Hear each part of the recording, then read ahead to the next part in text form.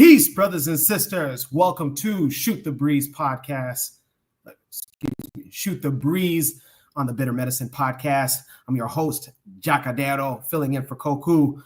Boy, do we got an episode for you guys today. This is episode 198. That's right. We are two episodes away from our 200th episode. Will you be there? I hope so. What do we got today going on the Shoot the Breeze episode 198? Topics: should blacks join anti-ICE protests? Can we expect U.S. troops involved in the Iran-Israel war? And will Afrikaners of South Africa be the new face of apartheid or the new wave of American racial segregation?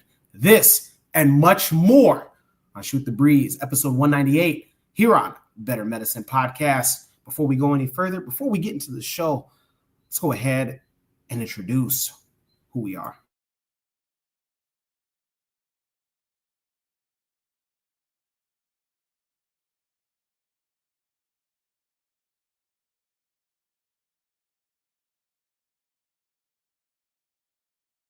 You are listening to the Bitter Medicine Podcast on KWAZ Radio.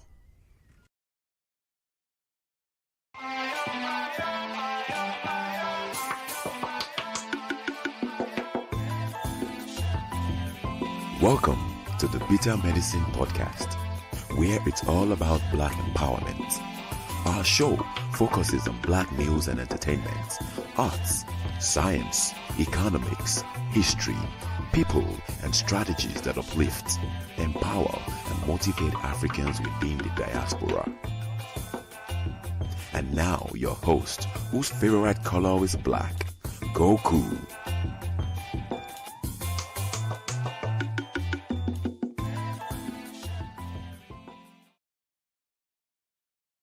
Welcome back to the Bitter Medicine Podcast. I am your host, Koku.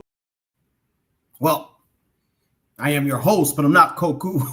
My name is Jacadero, filling in for Koku. Once again, this is Shoot the Breeze episode 198 on the Bitter Medicine Podcast. We got a special episode for you guys today. And again, I am your host, filling in for Koku, Jacadero. This is on the Bitter Medicine Podcast as part of a larger network of other podcasts and other creatives. Who are they? What are they about? Let's find out. You are listening to the Bitter Medicine Podcast on KWAZ Radio. This is D Webb with the Harsh Reality Podcast, asking you to tune in where we tackle the news of the day that affects our community, only on KWAZ Radio. Peace, family. This is Oni, inviting you to listen to the pro-Black perspective, where Black problems are addressed with Black solutions. Greetings, fam. Tune in to The Learning Curve with me, the Revolutionary Matron on KWAZ Radio. You are listening to the Bitter Medicine Podcast on KWAZ Radio. Welcome. Once again, peace and blessings on to all the viewers. Let me know. Let me know how you're liking it. In the chat, we got Anthony says, peace to the panel and the chat. Peace to you, Anthony. Please always remember that if you would like to be a panelist on today's show and future shows, you can always just go ahead and click the link in the chat. We want to hear from you. Anthony, if you would want to be a part of today's panel, please go ahead and reach out. Hit the link in the chat. I'd love to hear from you. Once again, my name is Jacadero. This is Shoot the Breeze, episode 198. We are 2 episodes away. Without further ado, let's go ahead and get into our first topic for the day. Shoot the Breeze topic number 1, and that is, should blacks join anti-ICE protests? Once again, should blacks join anti-ICE protests? Before we get into that, let's say what's up to a couple of people in the chat. Daily Affirmation says good evening. Good evening, Daily Affirmations. What's going on? Kofi says, what's up, fam? What's up, Kofi? What's going on? Hey, love you guys. Again, if you guys want to be a part of the panel today, please go ahead and hit the link in the chat. All right, so back to our topic. It is, should blacks join anti-ICE protests? Before we have a video that goes with topic number one. For those that don't know, ICE is an immigration law enforcement agency operating in the United States. And recently, President of the United States, Trump, went ahead and enacted ICE agents to go into the country, and anybody who they deemed as being an illegal immigrant were rounded up and put in either detention centers or sent out of the country immediately. The reaction that was from that was protests blowing up in cities like Los Angeles, Chicago, Omaha, Nebraska. Most of the protests participants were of Latino or Hispanic heritage, or first-generation Latinos or Hispanics themselves. And the question that came up on social media from Latino and Hispanic residents were, where is everybody else? During Black Lives Matter protests from the summer of 2020, we had seen that not only did Black residents partake, but also individuals of all walks of life participate. And now the question is, should blacks join anti-ICE protests? We got a video for you. Let's go ahead and let's get into it. And drop a 1 in the comment section if the video is playing smoothly throughout. Once again, just drop a 1 in the comment section. This is why this country is in the position that it is today. The color of my skin should not matter. Whether I'm brown, black, purple. This is a humanitarian issue. We are in this position because there is no unity. Now the black and the brown community, we need to come together, and we need to remember. First of all, we done told you no. You don't even respect us enough to take no for an answer. We asked you to stop saying the N-word. You said no. And so come together and remember what exactly. Remember that y'all anti-black as racist as a lot of y'all. So we ain't got to come together and do a damn thing. We done said no. Respect our boundaries and leave alone. Okay? We done said no. The answer is no. When y'all come here, y'all want to align with whiteness. You love whiteness. You glorify whiteness and demonize blackness. So you need to make videos and ask white Americans to join with you. Because that's who you love so much, right? That's who you kiss. That's who boots you lick. So why the hell y'all not calling on them? Why are y'all calling on black people? Y'all always want to use black Americans. You want us to come out there and get the hell beat out of us for your racist, anti-black.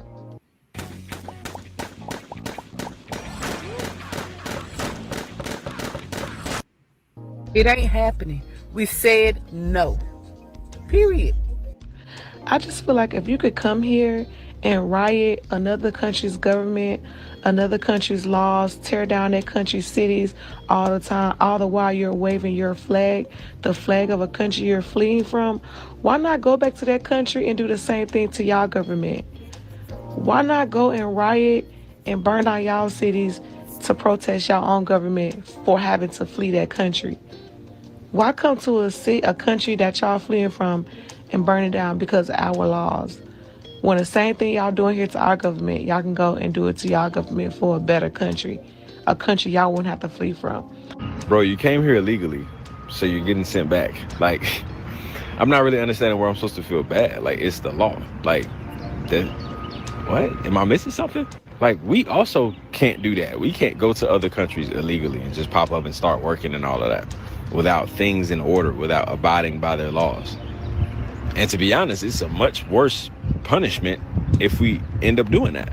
I feel like America is being generous. Y'all are getting caught and then being sent by a plane or sent by a bus back home. That's pretty generous if you ask me. Don't call me baby. Yeah, girl, hell no.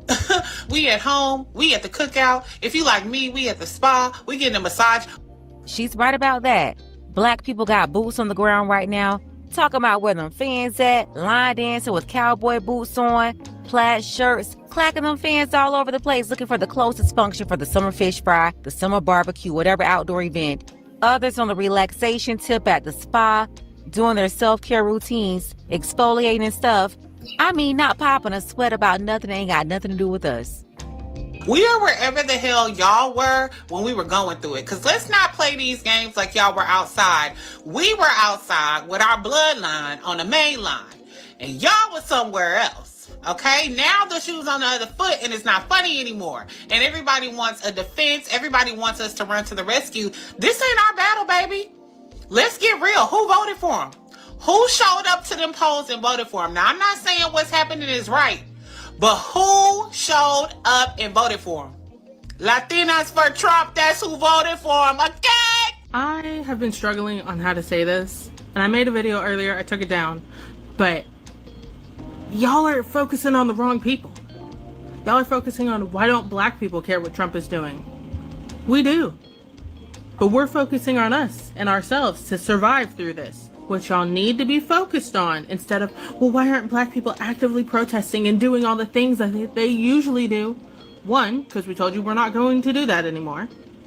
Okay, we told you. Y'all didn't listen. Two, because we can't help you as much as the people you need to help you. Okay? You need white people. You're focusing on black people, you need to focus on white people. You need to get their attention, their compassion, their empathy, their social and political power. You're focused on the wrong people. You're focused on the wrong demographic. Black people don't make up the vast majority of this country. We don't make up the vast majority of politicians. We are not in the White House. I'm telling you. You need to focus on white people and getting them to actively care and campaign and protest in your name, in your favor, and leave black people alone. And see, the reason why they're focusing on black people is because most white people, at least the ones who voted for Trump, they're not saving them because this is exactly what they voted for. They told Trump what they wanted, and Trump promised he would deliver. So why would they go against what they wanted to appease the people that they identified as their problem? Nah, but instead of going against those people, they're trying to lash out at black people because they already have a problem with us anyway. They're always trying to find a reason to blame black people for anything, even when we clearly have nothing to do with this at all. Black people are tired of being a bank where everyone keeps making withdrawals and no one ever makes a deposit. And I want you to think about that. If that was your setup, would you still want to give? Especially for those of us in the Hispanic community, because it's about patterns that we've inherited and the harm that we've ignored.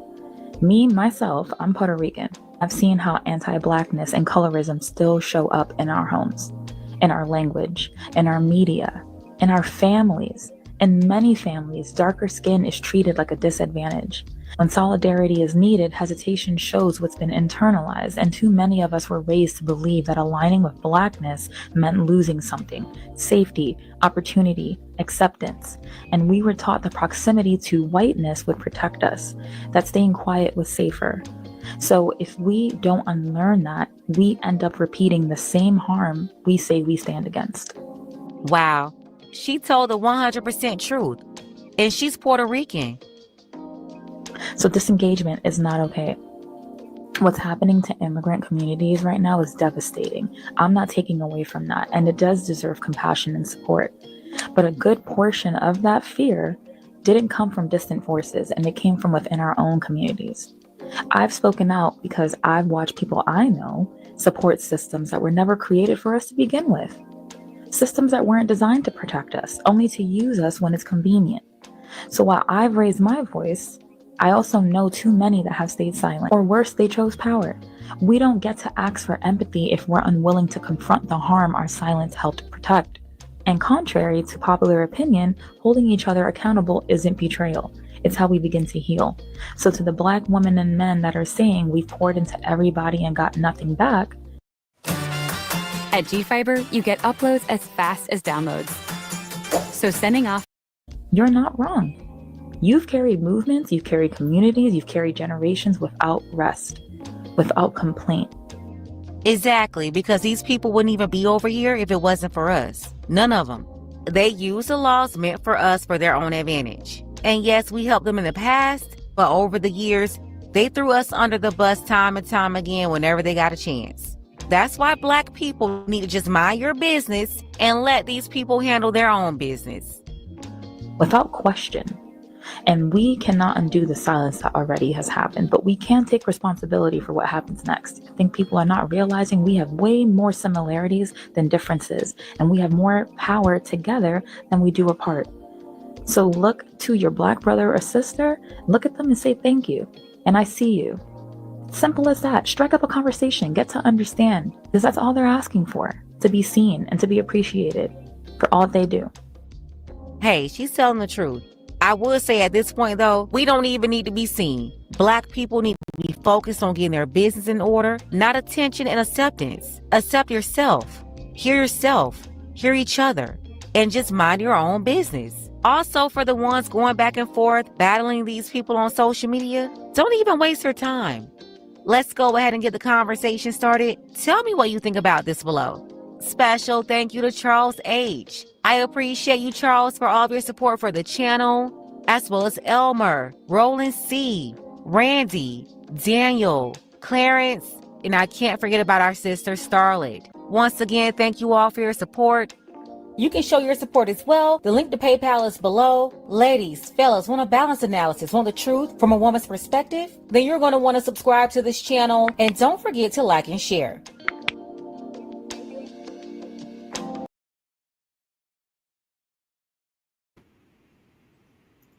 All right. Wow. She said a lot right there. It's a lot of deep diving. Once again, my name is Jacadero. I'm filling in for Koku here on Shoot the Breeze, episode 198. That's a lot right there. And again, the Shoot the Breeze topic number one is, should Blacks join anti-ICE protests? For those that are just joining, we just watched a video, a 9-minute video at first, two Hispanic or Latino women speaking about why Black people in America should join the anti-ICE protests, how it would be beneficial, as well as morally motivating.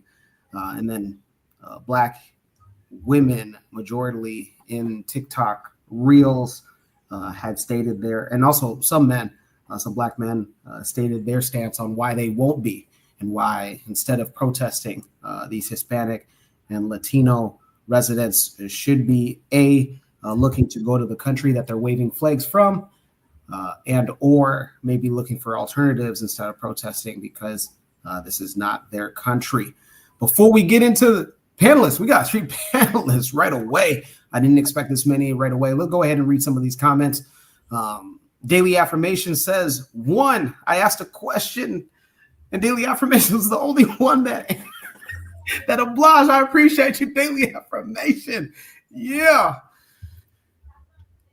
Q Don 7 says the answer is no. He says no, Black people should not be entertaining anti-ICE protests. Black Steel says COINTELPRO is working overtime. Trigger Happy says, I think the topic all depends on our people's understanding of politics and building our communities. And then Joe says, good evening. Man, all right. So back to topic, Shoot the Breeze. Topic number 1, should Blacks join anti-protests? Let's go ahead and Buana, let's go ahead and get you up in here, man. What you say, Buana? Welcome to the show, by the way. Good night. Can you hear me? I can hear you loud and clear. Good. I didn't know tonight was a Kenyan night. I don't know if I need. I don't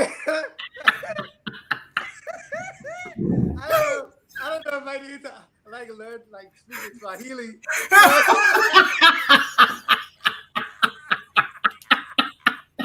So since your brother's not on the show, you got jokes today, huh? No, let me say, Jacadell, Yeah. I caught the episode of last week. Yeah. In the playback, I thought you did an excellent job, brother. I appreciate in holding up the standards of the show. Yeah. I think that you are still doing a yeoman's job as well, bro. I think you're doing a great job. As far as the prompt, I didn't know that. First of all, let me say this. Did she say that there were like Latino groups approaching Black Americans to try to get them to join the protest? On TikTok, I don't know about in person, but on TikTok, I myself have seen very many Latinos and Hispanics almost begging for Black people to join the protest. Really? Yeah. Me myself, Okay. I've seen that. Yes. Okay, so here's where I am with this. For this particular issue, because what the media has done is they have made this a Hispanic issue. But the reality is the people who are getting deported are not only Hispanic people. There are Caribbean people getting deported, especially Haitians. There are African people getting deported, arrested, and even like immigration. You know, when you try to show your documents and go to immigration court, they're getting arrested outside of the courts. You know, but the face of it is just Hispanic. So I'm saying that for me personally, as a Black person, if I was in America, I would be a part of that anti-ICE thing. You know, because I also know there are people who are legally supposed to be in the country, but are still being deported. Is that fair? I don't think so. I think that the fact that people are getting taken off of the streets and these people the ICE agents are not declaring who they are. They're masked up and they just grabbing people off of the streets. I would have thought that as a part of the American Constitution, you have a right to due process. You have a right to redress. You have the right to say why you there. You can't just say, well, this person speaks Spanish. He's obviously illegal. Let me just get him out of the country and put him in a detention camp. I have a problem with that. And so should every American, at least people who believe in Americanism or believe in the American Constitution, say, well, these people's rights are being violated. You can't just deport them without them at least declaring who they are. Some of people who've been in the country, legally they're in the country, and they still being deported as well. For the illegals, I understand that argument. Also, I understand you can't fly foreign flags in the faces of different people's countries. People become very offended by that. Very offended. But for me, it's not just a Hispanic issue. It is an immigration issue that touches not only the Hispanic community, but Black communities as well. There are Black Americans who are married to Black Caribbean people. There are Black Americans who are married to Black African people. So this issue affects them as well. Not even on a legal and a political level, but even on a social level. What's going to happen when your husband, who's from Jamaica, get deported back to Jamaica? So, I mean, some Black people could stay out of it, sure. I mean, you have a nativist, nationalistic view of the world, which is fine, you know. But there are other people who are connected with other people in different parts of the world. And despite the fact that America wants to play like a country that doesn't have immigrants inside of it, the economy is run basically off of immigration and immigrants coming to the country. This is the reason why Donald Trump got a phone call saying, no. The Hispanics are picking our fruit for $1 an hour. We need to have them here. The money makers, the movers and shakers, who you don't never see, they make a call to him. And Trump had to stop doing what he was doing. I mean, he could continue, but if some people want the Americans as their king, Donald Trump as their king, no problem, man. He could dismiss the Constitution and act in a unilateral way. It's affecting immigrants now. It'll affect the rest of the American community later. No problem. I'm chilling. But I do know that it's not only affecting the Hispanic community, but it's affecting various other communities as well. This is what you don't see on television. But I'll leave it there for the other brothers to go. Woo! A lot taken there. I appreciate it, Buana. And yeah, man, I wrote a lot of your statements. And, you know, one question that I have to you before I get to the rest of the panels is, with you residing in another country, the Bahamas specifically, I guess, would you have a stance that the nationalistic American has as far as with ICE, supporting ICE and saying, hey, like, you guys are here illegally, you need to go? I don't know if I could get a small response from you on that, Buana? I don't know if you're still with us. No.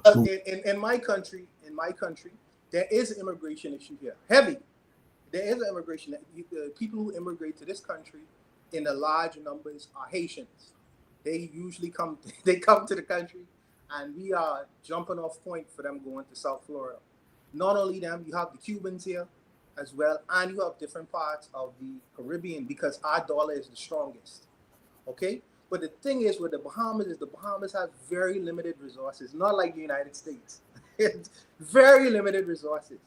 And then when you come into the country illegally, we have to share those limited resources with you as well.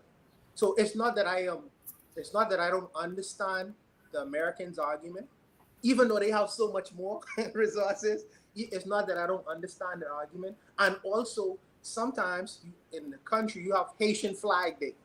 This is really infuriating to a lot of Bahamians. They hate when Haitian wave their flags and shit. So I hear the same arguments. If you love your country so much, why don't you go back to it? You know what I mean? So what I'm watching, I'm experiencing as well. But I understand two sides of the argument after having lived in the two different places. I understand the argument from two sides of the scope. So I just, like I said, but the rules are different. In America, you have constitutional issues that comes up. We have a parliamentary democracy is a whole other game. In America, you have birthright citizenship. In the Bahamas, there is no birthright citizenship, brother. You know what I mean? So it's like there's other kinds of laws and issues that comes into play. But as I watch it from America, I just feel like the president is taking too many liberties. He's taking too many liberties. He's trampling on his own laws and his own constitution. And I think that there's going to be they're having something right now called No Kings protests all over the United States right now. So there's going to be an enormous backlash from what he is actually doing. But I waiting to see, I just sitting back and just watching the show. I wasn't watching the show, man. But that's where I am with it. That's where I am with it, Jack. Hey, Buana, real quick. Bahamas doesn't have birthright citizenship. So what are the pathways to citizenship if you want to be a Bahamian citizen? It's kind of, if an investor wants to come to the island and gain citizenship, he has to have at least maybe $100,000 in investment, $100,000 or more. If you have maybe I guess it's more than that now. Maybe it's like $250,000 to $500,000. But as far as I think that we have like blood or lineage based citizenship where you have to prove like going back. You know what I mean? Like you have like I come back to that. Okay. So I can describe it correctly. I don't want to misinform you. Yeah. Juana, I appreciate you. You mentioned that the United States has birthright citizenship that's actually being challenged in the Supreme Court from day one of Trump's U.S. President Trump's first day in office. His executive order, one of 20 executive orders that he had, was ending birthright citizenship. So that's actually being challenged in court. So if you're a baby at this moment, you might not be a naturalized citizen of the United States if your parents aren't citizens of the United States. Moving forward, Kofi, should blacks join anti-ICE protests? Thank you, Jacadero, and I'll share the same sentiment that Buana, you did a good job on last week. I wasn't really able to join. Sorry, Kofi. It's citizenship by descent. That's what it's called. Just sanguinis. Citizenship by descent. Look it up. Okay, cool. Because I know there's different ways. Not everyone has birthright citizenship. Pretty much people here on the right keeps saying, even I think Donald Trump said, or one of his goons said, America's the only place. No, Donald Trump said America's only one of the only places that have birthright citizenship. Everybody else in the world doesn't have birthright citizenship, which is a lie, but we all know that. But yeah, thanks for that, Buana. But yeah, Brace, I share the same sentiment that Buana shared on Jacadero. You did a very good job last week. I wasn't able to join, but I was listening. You did a very good job, brother. I really appreciate you keeping this going. As far as the question is, I am on both sides of this coin. So I think this is a lesson that Hispanic and Latino people need to learn. They need to learn, because there is a lot of anti-Black sentiment within their culture, especially Puerto Rican people that are 1/3 Black. Even the Mexicans, there's some Mexicans that have some African heritage in there that they also denounce, right? So this is a hard lesson that need to be learned, and I do understand, and I don't fault any Black people for not being a part of it. You know what I'm saying? So I totally get that. Now, here is the backlash to all of that, right? Again, the only people that are being immigration is always a Black and brown problem. The Ukrainians that are here, no problem. The South Africans that are here that Donald Trump expedited to be here because they thought they were being genocided, and he have them skip the line over the Africans that's in the Congo that has a claim here of what's going on in their country, seeking asylum. The Afghans, oh no. The white Indo-Europeans, no, they have precedence over everybody, right? And I'm saying that to say, right, that if it's a Black and brown issue, Black people could, you can sit back on the sides right now, but like our brother Buana said, it's not just Hispanic people. Like the whole DEI thing. Oh, DEI. But what's the face of DEI? The face of DEI, they say, oh, it's women, right? But it's also Black people. So we can sit on the sides right now. But what did Donald Trump said not like a couple months ago? Oh, we're gonna start thinking about deporting homegrowns. We have to deal with the enemy within. The enemy within.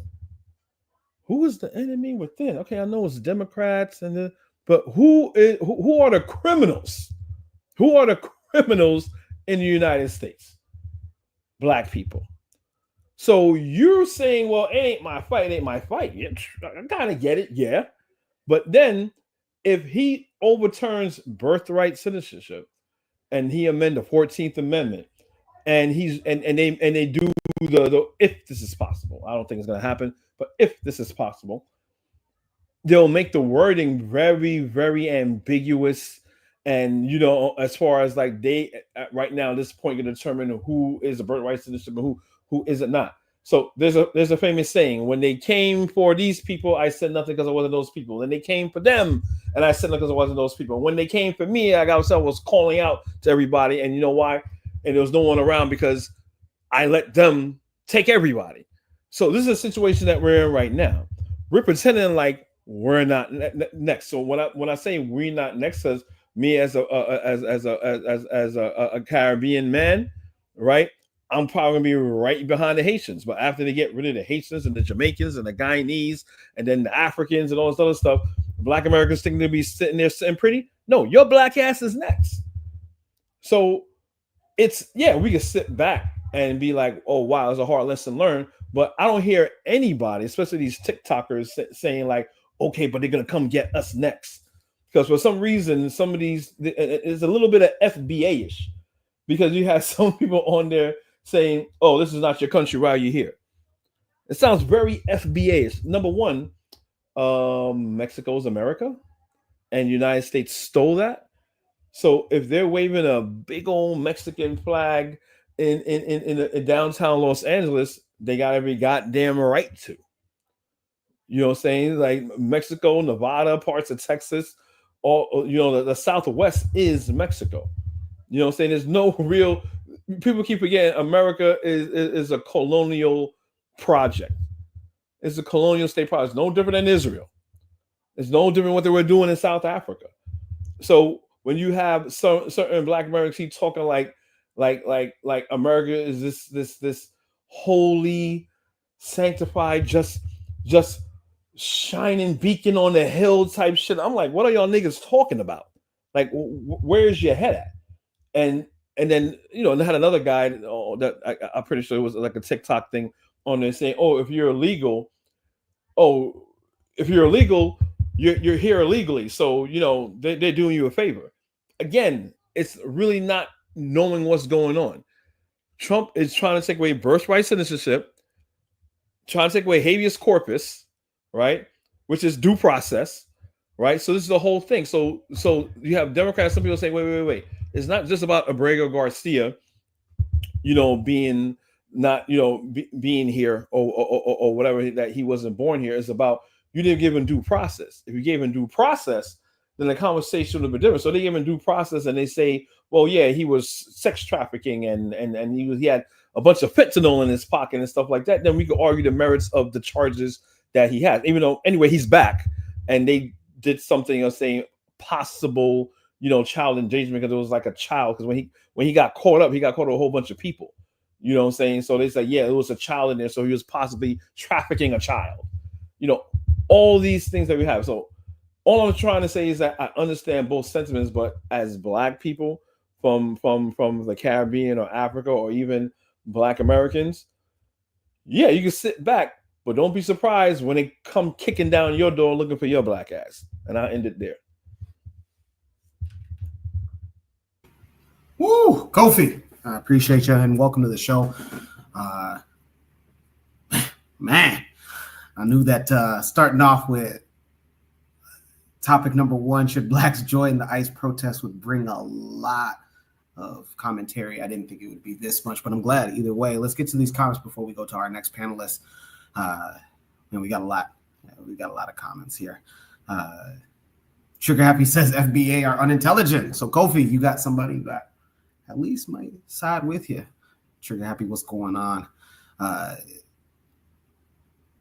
Daily Affirmations says that living in South Florida is scary. ICE is everywhere and never sure who will be scooped up in this wide net. Yeah, true indeed. Let's get into our next panelist. Black Steel, welcome to the show. And what say you? Should Blacks join ICE protests? Black Steel. Good evening, Kofi. Good evening to the panel. I said in the comments that COINTELPRO is really working overtime in this situation, right? And to Kofi's point, it's not just Hispanic people that are being caught up in these ICE raids, right? But more than that, disproportionately, Black immigrants are deported and sent back to their home countries. When Trump recently announced that, there were several nations that he was having a travel ban from, 7 of those nations, out of 10 of those countries, were on the African continent. So it's really funny to me, these people who are making these TikTok videos. First of all, 9 times out of 10, they weren't ever involved in any protests unless they were the ones twerking in front of the cops. So all the people saying, stay home, they weren't out in the street in the first place. I was out in the street when George Floyd got murdered. I had got that tear gas in my face. And a lot of these people, they stayed home then, sipping their lattes or whatever. So you gotta wonder why all of a sudden these people are saying don't participate in the protest. When it's not number one. Number two, Dr. King said that an injustice anywhere is a threat to justice everywhere, right? These ICE raids, and we got to look at the big picture, right? The ICE raids, number one, they're not meeting their quota, right? When Obama was president and when Biden was president, they were getting in more people without having to put these people boots on the ground like this, right? They're not very efficient, but they do serve a purpose, and that is to strike fear, right? The images of snatching up mothers from their children. I had an issue where somebody was in the school dropping their kid off, and they got picked up in the car line, snatching somebody in front of their kid in front of the whole school. These tactics are meant to instill fear. What Trump and what his administration wants to do is to provoke a response. Because in the big picture, what they want to do is do martial law, right? So the thing about the whole birthright citizenship, so give you guys a brief course on American government. Birthright citizenship is in the 14th Amendment, right? So an executive order cannot override an amendment to the Constitution. In order to change the Constitution, you got to have at least 3/4 of the states agree to make the change, right? So we already know that they don't have that number of states willing to make that change to the Constitution. All right. So, but what he can do, right, is to circumvent that. Trump can use what is called the Insurrection Act. He can declare an insurrection, a rebellion against the government, and declare martial law. When you declare martial law, then there are certain things that he can do. One of them is the suspension of the writ of habeas corpus, which is a Latin term meaning produce a body. Basically, if you get arrested, they have to give cause as to why you're arrested. You have the right to see the judge, explain the charges, and give you a bond hearing, right? If habeas corpus is suspended, all of that goes out the window. You don't got to do none of that, and it's only undertaken in times of certain danger, like Abraham Lincoln did it during the Civil War. They suspended habeas corpus in Hawaii after the bombing of Pearl Harbor, so on and so forth. But the idea is that Trump wants to provoke a spectacle so that way he can use that as a way to, okay, this is out of control. I'm declaring an insurrection act. Shut it all down, right? That gives him more power, entrenches him even more in the executive branch, right? But we should be concerned as Black people. The fact that they're just snatching people off the street, people without, not for just speaking Spanish, people who look like they're immigrants, because this whole state apparatus can and will be turned against anyone. Don't think just because he's focused on the Latinos. And of course, Latino is not a race. You can be of any ethnicity and be Latino. There's plenty of Black Latinos in this country right now. But just understand that Trump is no friend to Black people either. Look at all he literally cut funding for a water treatment plant in a majority Black neighborhood because it was illegal DEI, right? So he's here removing his stuff from the Smithsonian Institute. He's cutting things that disproportionately help Black people, like Job Corps and things like that. Trump is no fan of Black people. So I don't think out here doing a cha-cha slide while they're doing ICE raids. The whole idea, and this was something that was talked about, and they talked about the Project 2025, which Trump is following to the letter, right? The destruction of what they call the administrative state. They want to coalesce more power within the executive branch, and they're just taking all the checks and balances that were in place, supposedly supposed to be in place. That's all a thing in the past. It's past tense now. There's no checks and balances. The power that was supposed to be controlled by Congress has the right to regulate commerce. Trump came in and said, no, I'm doing that. And there's no pushback. So this is something that we should all be concerned about. If you don't want to get out there and throw bricks and bottles with ice, that's fine. That's fine. I understand. But don't sit up here and think, well, this don't have nothing to do with us. They're not going to deport us nowhere. There's no right that Black people have under the so-called Constitution that hasn't already been violated a million times. Every Black person who was lynched was a victim, didn't have their constitutional right to due process, right?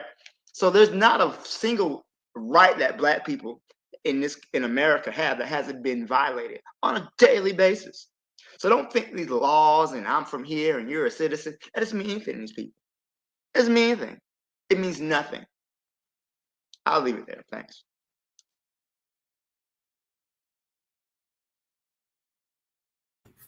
Black Steel, I appreciate you and welcome to the show. Yeah, a lot to consider because, again, are they American? But the question remains: are they United States? These white people, hold on, I'm sorry. These goddamn crackers ain't American. How you gonna come over to somebody's land, steal their land, murder the inhabitants, and now you talking about something? Oh, you can't be here. The United States is a white supremacist settler colony. It doesn't have a right to exist in the first place. That's one thing. And another thing is that if America's foreign policy wasn't extracting resources and overthrowing governments, people would immigrate here in the first place. So if they want to cease the immigration problem, how about you get your boot off these people's neck? That'll solve the immigration problem right there. Manifest Destino. Black Steel, I'm not sure on what your occupation is. You don't have to say, but I think you have a career. I'm a teacher. He's a teacher. I think you have a future career in politics, man. You're a fiery individual, I can tell. Before we get into our last panelist for this topic, once again, my name is Jacadero, filling in for Koku, Brother Koku, on Shoot the Breeze, episode 198. The topic at hand is, should blacks join anti-ICE protests? If you are just joining us, there was a video that we had played where two Latino women were encouraging and asking why blacks aren't joining in anti-ICE protests going on in the United States for illegal immigrants that are facing deportation, and then the rest of TikTok reels from black, both men and women, stating their case on why they shouldn't, and also on why individuals that are possibly waving Mexican and other Latino or Latin American countries' flags, why they maybe should look at returning back to those home countries if they want to wave those flags and other propaganda and memorabilia. Let's read some of these comments. Trigger Happy says, Black American is as bad if a identity as a Palestinian calling themselves Israeli. Whoo, you guys are on fire today, man. Some of these comments, you guys even got me. That's a nice one. That's a nice one. I like that. I like that. Trigger Happy, I see you, Trigger Happy. Provide Trigger says, ICE will become self-perpetuating, similar to the war industrial complex. Tyranny has no limit under the corporate state. Okay. Kofi says, respect to Black Steel. Provide Trigger says, greetings to the panel. And then I also want to get Joe. Joe says, good evening. Good evening, Joe. If you want to get on the panel, any women out there. I don't know if Joe is a woman. I don't want to assume, but any women, I do know that we right now have a male-dominated panelist. So if you want to get on the show, please hit the link. Again, hit the link. It's in the comment section. Let me know if you are unable to get in. We can provide tech support. Our last panel on the topic for Shoot the Breeze number 1 is Anthony. Anthony, should blacks join the anti-ICE protests? What say you? Oh, okay. Hey, what's going on, Jacadero? How you doing, brother? What's up, Anthony? I'm in a good mood, man. Yeah, man. And peace to all other brothers. Peace to you, Kobe and Buana and Black Steel. Peace to y'all brothers, man.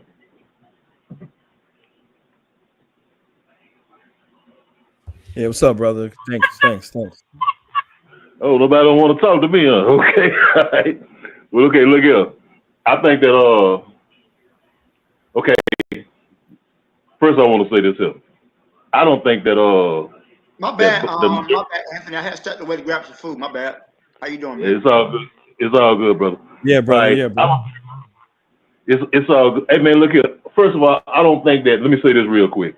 I don't think that black people, the majority of sensible, intelligent black people, are like cheering that this shit is happening. You know what I'm saying, to the immigrants.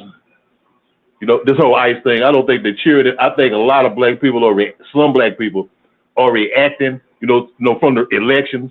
With the thing like, hey man, we tried to tell y'all what kind of bastard this motherfucker was. And a lot of Hispanic people, voted for Donald Trump. Like damn, this is our guy that he's looking out for our interests. And then you come and find out and see what kind of devil he is. And I think that a lot of black people said that we tried to tell you, and now you want us to come and do this here. Now, don't get me wrong. I'm not saying that's necessarily my sentiment. Okay. Personally, I mean, when I thought about it, my first thing was like, no, man, we don't need to be out there with this shit. Go out there protesting with them. Over that bullshit. But at the same time, I was thinking about it. I said, you know what? A lot of brothers and sisters get deported too. I said that brothers from the Caribbean, Central and South America, from Africa, so I'm like, of course, me being a Pan-Africanist and a black nationalist, that's going to be dear to my heart. So I empathize with my brothers and sisters from that point of view. Okay. What I'm saying, I'm going to say this here. I'm like Kobe. I like what Kobe, you did a great, you gave a great response, man. I really like your response. Yours was great. All of y'all's responses were great. You and Bon and Black Steel. But I'm like, I'm on both sides of it. I'm not for it. I'm not for, people being just grabbed up and deported to places and stuff like that. I think that's bullshit. That's bullshit. Anybody with a heart, wouldn't be for no shit like that. And also on the other hand, I'm like, I don't want my people to get out there in the street because I think they're looking for a chance just to get a chance to shoot black people. You know what I'm saying? And like you said, just to declare martial law, to put a full-on dictatorship and shit like that. They just want us out there. To me, I like they looking for an excuse for that type of shit. But it's just, it's hard for me to say it, man. Well, I'm not against it. I'm not against if black people want to go out there and support it. I understand. That's cool. I'm not gonna denigrate them and say, man, what the fuck y'all doing? I'm not gonna do no shit like that. I'm not gonna do that. Like I said, because I have empathy for those immigrant groups. I have empathy for them. But to the point of you say, okay, well they get rid of this group and that group and that group, where they gonna come for you. I have to remind the brothers on the panel and everybody, and I'm quite sure a lot of us know. Okay, even if this wasn't happening, they've been trying to get rid of black people. You know what I'm saying? They've been wanting to get rid of us. After the Civil War, remember, after the Civil War, with President Abraham Lincoln, one of the first things who was a racist, one of the first things they did, they created a new colonization society. Not the original one that was sending people to Africa, to Liberia, the Liberia colony. They had one after that. They had where they wanted to send black people to Africa, to South America, and Central America. Abraham Lincoln, he was one of the architects of it. They tried to establish a place in Central America, Belize. They tried to establish that, which was a British colony at that time called British Honduras, I think. They wanted to start deporting free black people after the Civil War there. So I'm saying, it ain't new. We already knew about that part, about them. Okay, after they got rid of everybody else, we already knew that. We already knew they want to come for us. They've been wanting to get us for a long time. Because what do you do with a group of people that you don't need no more as far as labor? You know what I'm saying? It's either that or hell, they might want to start loading you up on trains if you go with this shit. But I'm just saying, we already know that they coming for us, regardless. Even if this wouldn't happen, it's like if you black, and it don't matter whether you a black man born in America, descendant of enslaved Africans from here, or you're a brother from Guyana, or you're a brother from the Bahamas, or sister from the Bahamas. They want to get rid of our black asses anyway. You know what I'm saying? So we had to keep that in mind. So it ain't like we sitting back here like, oh well, ain't nothing gonna happen to us. No, we've been under attack for the last 400-500 years. So we already know what they're gonna do. If you're gonna be organized and prepared to answer to that shit. So I think regardless of whether it was the immigrant thing or what, we got to look at it always. It's gonna be a target on our back anyway. But it's a hard thing, man. And I say at the end of the day, I'm not happy for this shit, man. I probably wouldn't go out myself, but if somebody else, if other brothers and sisters wanted to protest that, I sympathize with them. I wouldn't demonize them or nothing. I'd knock off right there, man. I didn't mean to go on too long. Woo! Yeah, you got Anthony, I appreciate you and welcome to the show. And yeah, it is, for many, it can be very conflicting. Being not only just looking at it and saying Latinos of white, quote unquote, white Latinos, white Hispanics, but you're also dealing with the potential deportations and the harassments of Caribbean and African immigrants. It's a lot to take in. Let's read some of these comments. Provide Trigger says ICE will become, read that, excuse me. Trigger Happy says, I disagree. White people are the most American because American is etymology Italian. The most indigenous should adapt a different name, which is why Black people should not say they are American, I believe is what you were looking for. To Be Fair says, what up, fellas? What up? To Be Fair, what's going on? Anthony, real quick before we get into, I thought you were going to be our last panelist, but we got another one. Looks like our last panelist. You had said something about, Abraham Lincoln on the discussion of immigration, since we're on it. Abraham Lincoln had looked to deport the formerly enslaved Africans of America during his time. There's actually a very interesting and a very intriguing YouTube video that I'm going to post in the link. For those that don't know, Prince Hall was the first African Mason. He started the first African Masonry Lodge in the United States. It was called the First African Lodge. Why does this have to deal with anything? Is that the Prince Hall Masons of Washington, D.C. were the largest reason on why the American Colonization Society in Liberia even started.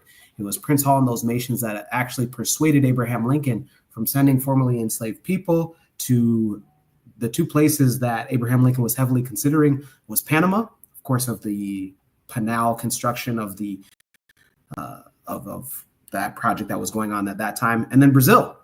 And it was Prince Hall Masons that heavily convinced Abraham Lincoln not to send formerly enslaved Africans there, but back to Africa, actually. Prince Hall himself was a heavy and staunch proponent of repatriation to Africa. And so it was actually his boys that came up with the plan, persuading Abraham Lincoln to send in everybody formerly enslaved to Liberia. And I added the link to that. So please, if you get a chance this weekend, I know that we have busy schedules ourselves, but please check that out since we're on the topic of immigration and why Liberia was chosen. It might not be for what you guys think. Abraham Lincoln did not just come up with that himself. I think we have our last panelist. I believe so. What you say about Jagadero? Yeah, go ahead, Anthony. I'm sorry. I just want to read, with Prince Hall. No, I've read about Prince Hall. Prince Hall, his thing was when he was alive, his repatriation thing was not to Liberia. Liberia wasn't even created then. His thing was to Sierra Leone. In which he used to go sail back and forth there to that place. He was before Abraham Lincoln. My brother's a Prince Hall Mason, so we know the history. But I'm saying he was before that. He was, he created that organization in the 1790s. But his thing was going back and forth repatriation to Sierra Leone, which was the British had established as a colony where they wanted to repatriate freed Africans. I've heard this before. Something for me to even deep dive on. Either way, check out the YouTube videos because it is Congress having Prince Hall Masons at Congress and at least recognizing their part in American history. Nonetheless, we have, I believe, our last panelist on Shoot the Breeze topic number 1. Should blacks join the anti-ICE protest? Disto, I believe that's how you pronounce it. Disto, what say you? Should blacks join the anti-ICE protest? So good evening to everyone. Thank you for having me once again. Obviously, this is a subject extremely close to my my lived experience as well as my professional work in that sense. So I may be a voice of dissent in many ways because in the Western Hemisphere, there has been a clear hijack and complete and utter attempt of erasure of identity by the Anglo-Americans in the sense that they have grabbed the concept of what Americanness is, especially and particularly in the last 200, 250 years, and pretty much monopolized it. And that is bullshit. That is a lie. So basically, that identity is a manufactured propaganda, particularly and more strongly on the turn of last century, and particularly more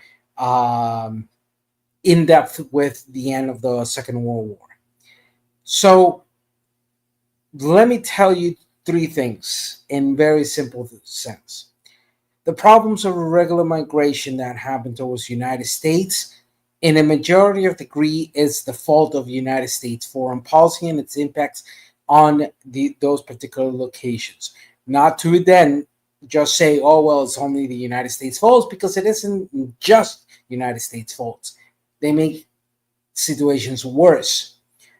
We have to also recognize the internal conflicts. And the last, I would say, almost 10 years, last 9 years.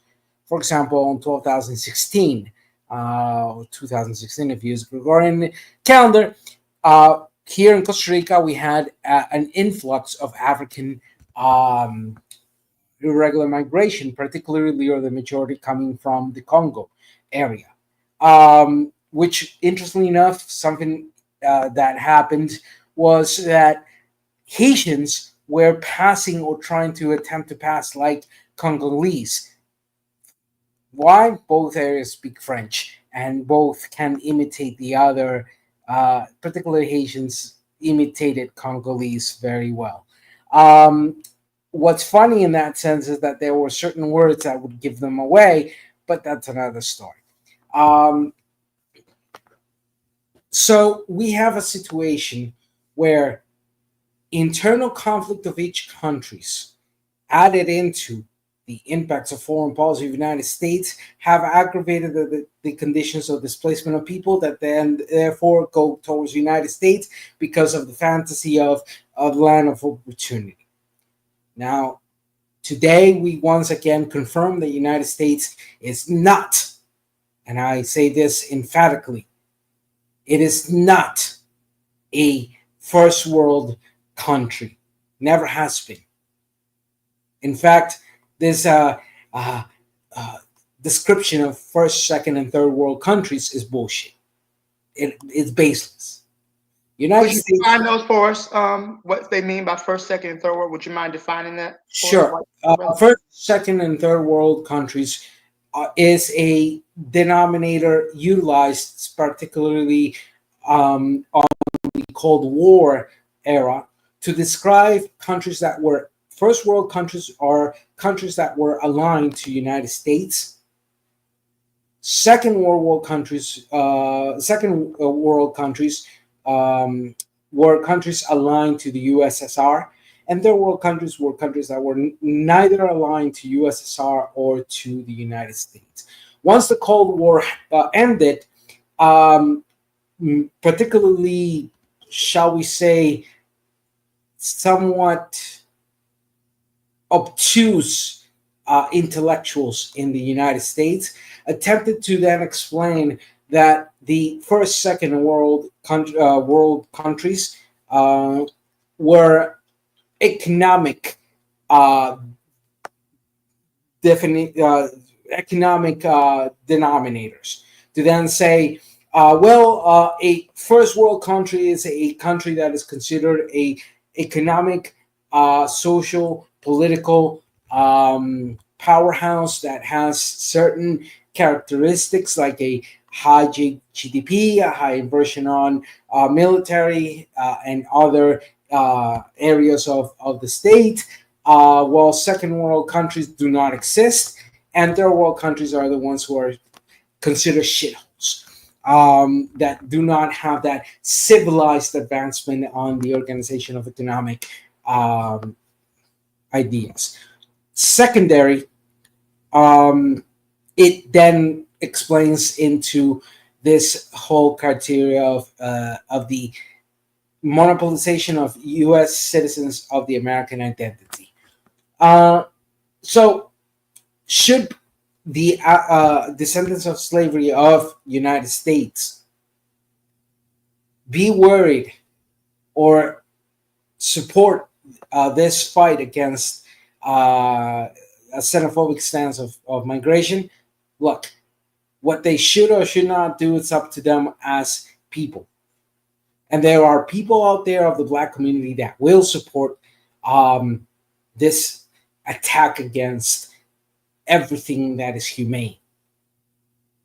And there are others who, with no doubt, and let me say this very clear, in some parts of the community of the Black U.S. citizen, you have Black people who will and have clear xenophobic stances, who have eaten the cookie of this prima donna hegemonic identity of what is to be American, who have no fucking clue where they're standing, and I apologize for my direct French. But that does not, it cannot be seen as all the community. There are parts of that community that eventually have a better consciousness of what is happening. And there's other parts that are not. So, in very short and concise way, the problem also resides that there is a lack of in-depth consciousness of the reality of the Western Hemisphere. And the U.S. citizen, in a lot of majority,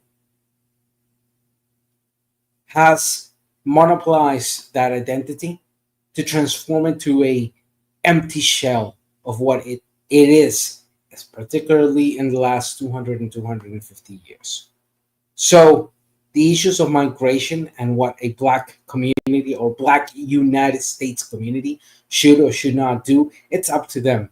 But the issues of migration and irregular migration have been something that has been warned for the past 30, 40 years to the United States. The impacts of the war on drugs, the impacts of economic savagery, particularly led by offshoring and led by what people would call free trade agreements. At the same time, the anti-communist position of the United States has been a hypocrite position in every sense of the word, which led to a lot of problems that to today still carry on. And then internally, the problems, for example, the exodus of Venezuelans, of almost 8 million Venezuelans in the last 25 years, particularly because of the dictatorship of Hugo Chavez and now Maduro. But here's the kicker. Out of those 8.82 million people that have exodus out of Venezuela, 85% have not chosen the United States as their final destination.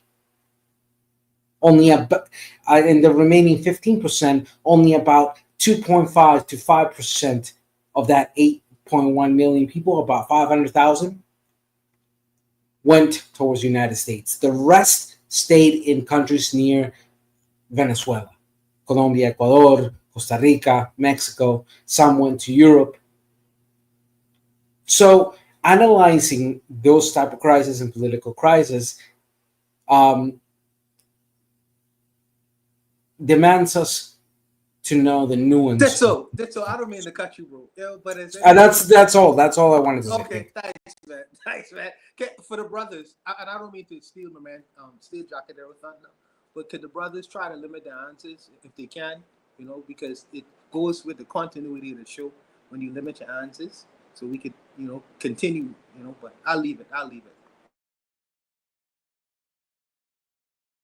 All right, Disto, we are here every single week because these topics are relatable and also they're near and dear to a lot of our hearts.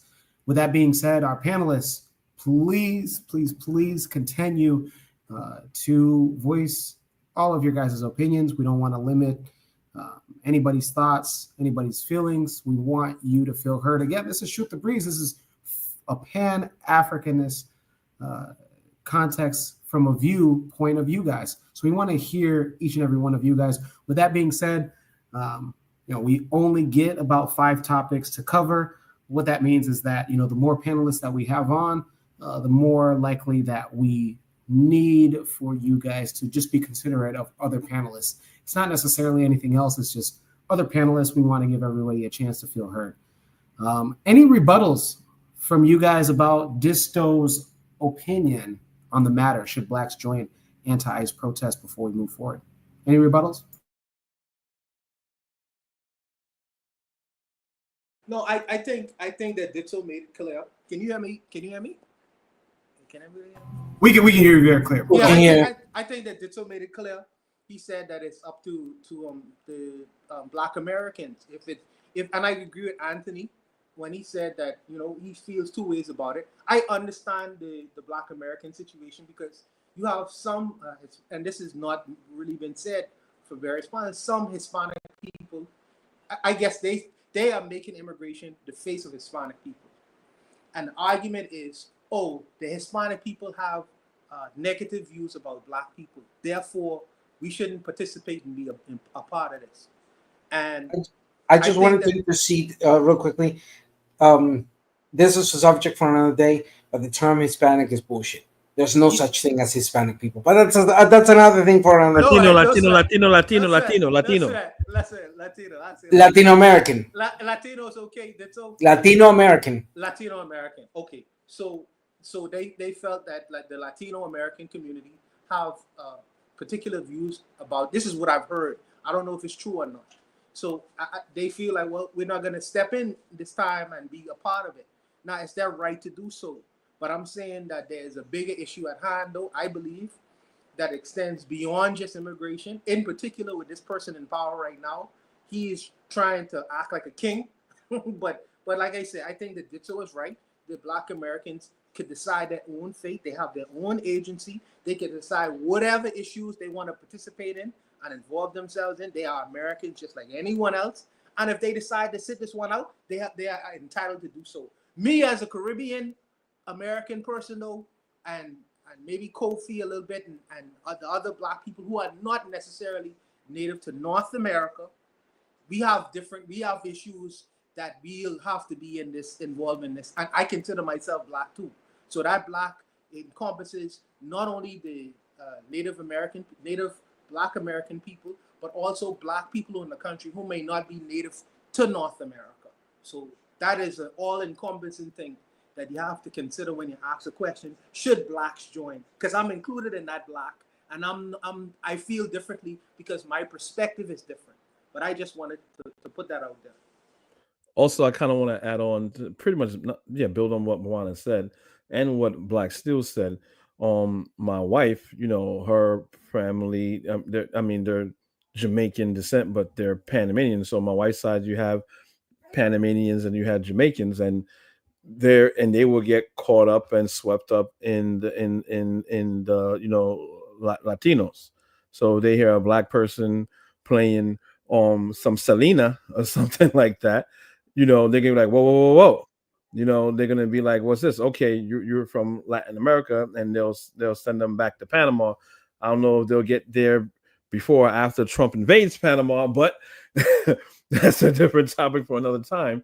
But to pretty much, see what you're saying, you know, we have to also be cognizant of the fact that, you know, black people are in that spectrum of Latin American people. So they send away the Venezuelans, you know, Guyana and Venezuela is right next to each other.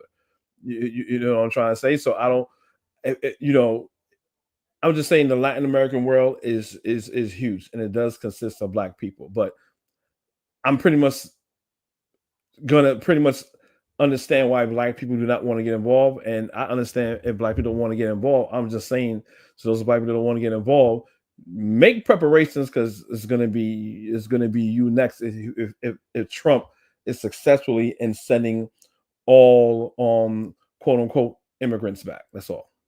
Just real quickly, experience that happened this week. I was in the Latin American panels, but of people who are either first or second or third generation born in the United States. And I made them a clear distinction. And I want to make this distinction here so people understand. Latin America currently has a population of 660 million people, more than double that of the United States, divided in 33 nations. That is including the Caribbean. Out of that population, 150 million people are of African descendancy of slavery. So, that being said, the Latin American that are of that nature are far beyond that of the United States. Yet, the United States population monopolizes the identity. Ask yourself why.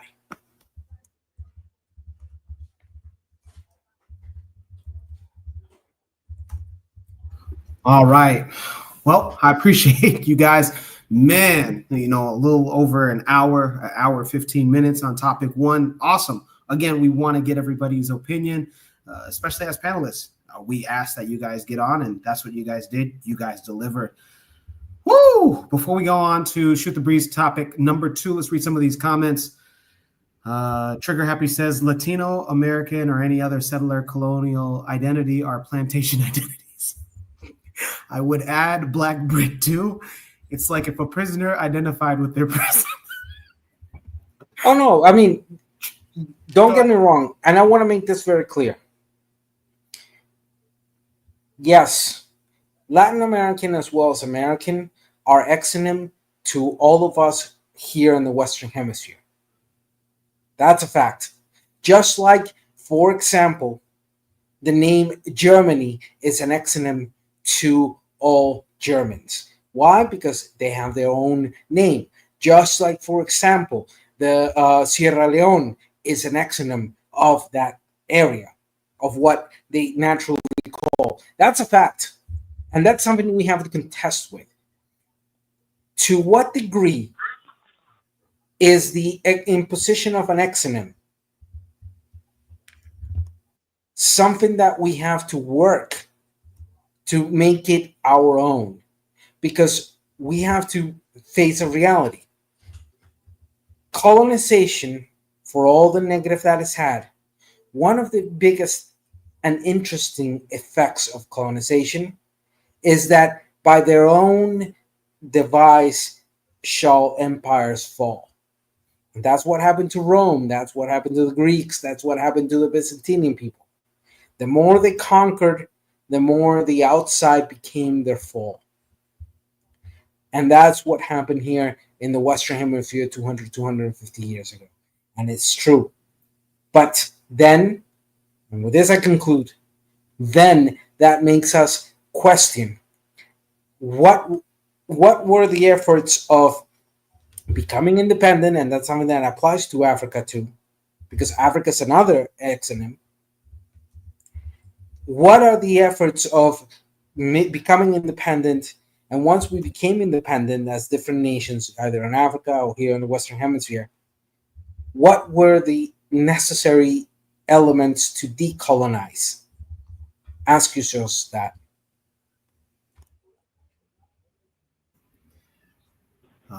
All right. If there's any rebuttals, go ahead, Anthony. Go ahead. Hey, I'm sorry, Jack. I just wanted to make one remark, a real brief remark. They were talking about those labels like Hispanic. And I was just looking at a video. It's an old video, but it happened. I seen it on IG today, and it was our sister, Francia Marquez in Colombia. She's the vice president of Colombia. And a sister. And it's a whole video. It's about 35 minutes long. And I sent it. I think I sent it to Koku before. But anyway, she was talking about those titles too, Hispanic and Latino. And she was saying, as a Black person, as an African, she didn't like either one of them herself. And that she preferred Afro-descendants over either one of those things. And she was, making it because we know that in South America, Central, that culture, you have is a caste, a racialized caste system that the Europeans put out. But anyway, she said she preferred Afro-descendants. And I'll just ask all the brothers in Africa, what problems are there of those exonyms, of those names that were given by the colonizers that carry on to today and have created forms of identity do you see in Africa? And what does that represent to the knowledge of what happened throughout the invasion of Europeans to Africa and other cultures? And how does that then transform one's worldview and one's understanding of history? All right. Okay. Let's go ahead, and we are running about an hour and 20 on just topic number 1. So let's get into Shoot the Breeze topic number 2. And it is, can we expect U.S. troops involved in the Iran-Israel war? Once again, can we expect U.S. troops involved in the Iran-Israel war for Shoot the Breeze topic number 2? Preface this before we have a video that goes with this. For those that don't know, Israel launched an attack this week on the country of Iran. Iran then responded with an attack of their own. Let's go ahead and get with the video and then discuss even more.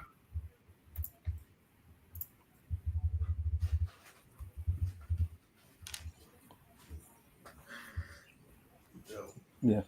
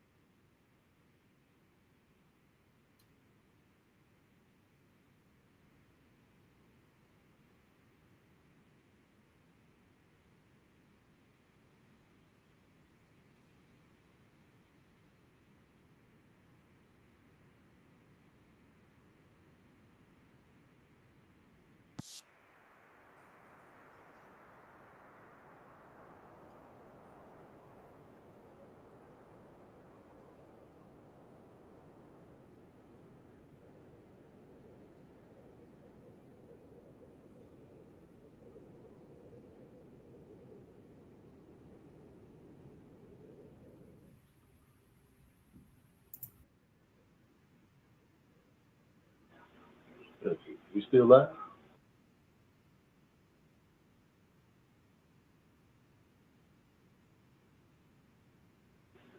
Jagadero, no sound. I don't know what happened. We lost Jacadero? That's what it sounds like. All right. Can you guys hear me? Yeah. All right. Once again, Shoot the Breeze topic number 2. Can we expect U.S. troops involved in the Iran-Israel war? How this affects the United States? And hopefully that video played with sound. If it wasn't, that's okay. We didn't hear a thing. Run that back, please. All right, let's try this. Let's try this once again. Stand by.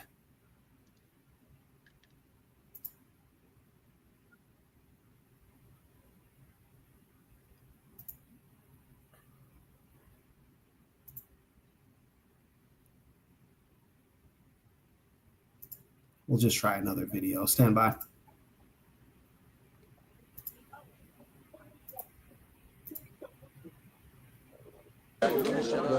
Iran has launched a series of retaliatory missile strikes on Israel in the last 24 hours. This is after Israel has launched just a devastating attack on Iran that has seen much of its senior military leadership killed. Now, these strikes that happened in Israel focused primarily around the area of Tel Aviv. There was destruction in private homes and other areas, and in Israel, they say at least 3 people are dead and dozens of others suffered injuries. Now in Iran, at least 78 people have been killed in these Israeli strikes so far.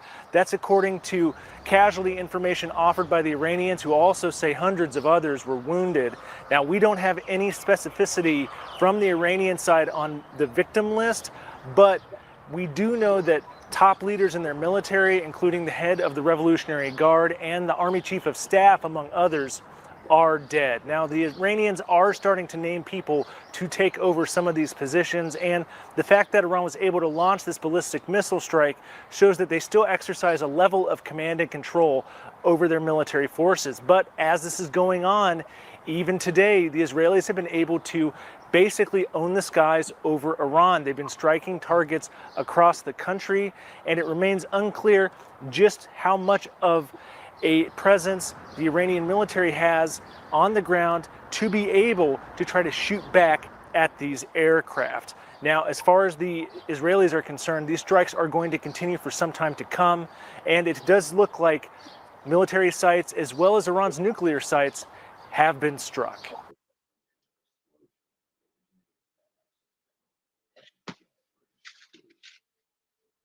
All right, and for those that are just joining, my name is Jacadero, filling in for Koku on Shoot the Breeze, episode 198 on the Bitter Medicine podcast.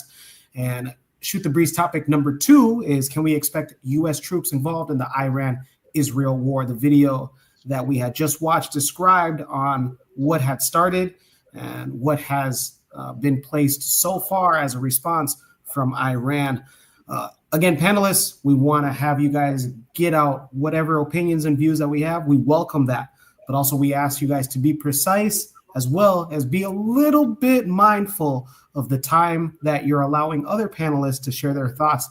We all have lives. We all have a Saturday night and the rest of the weekend to get to. So let's go ahead and start off with a response from the person in our panelists that we ended with. Disto, what say you? Can we expect U.S. troops involved in the Iran-Israel war?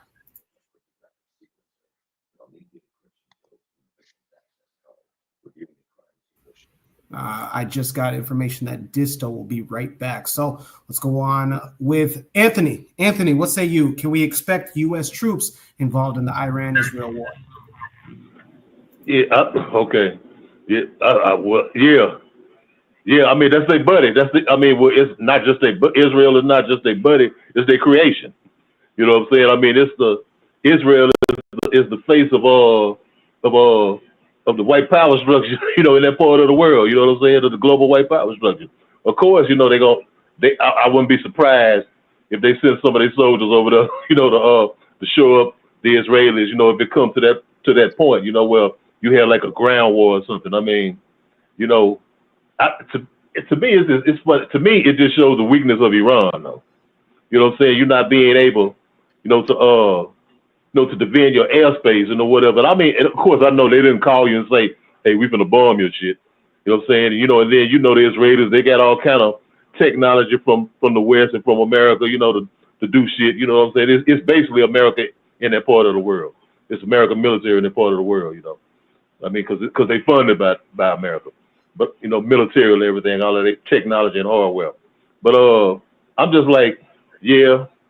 I wouldn't be surprised at all, you know what I'm saying? Because, you know, on the surface, you know how things on the surface, it look like, okay, it's the Israelis and the Iranians, you know what I'm saying? But on surface, it's America working through the Israelis because, you know, they've been wanting to get Iran out of there for a long time. You know, you got a big country like that with about, 50, 60, 70 million people, you know what I'm saying? They got oil, you know what I'm saying? And, you know, they have oil and you know, they're a military threat.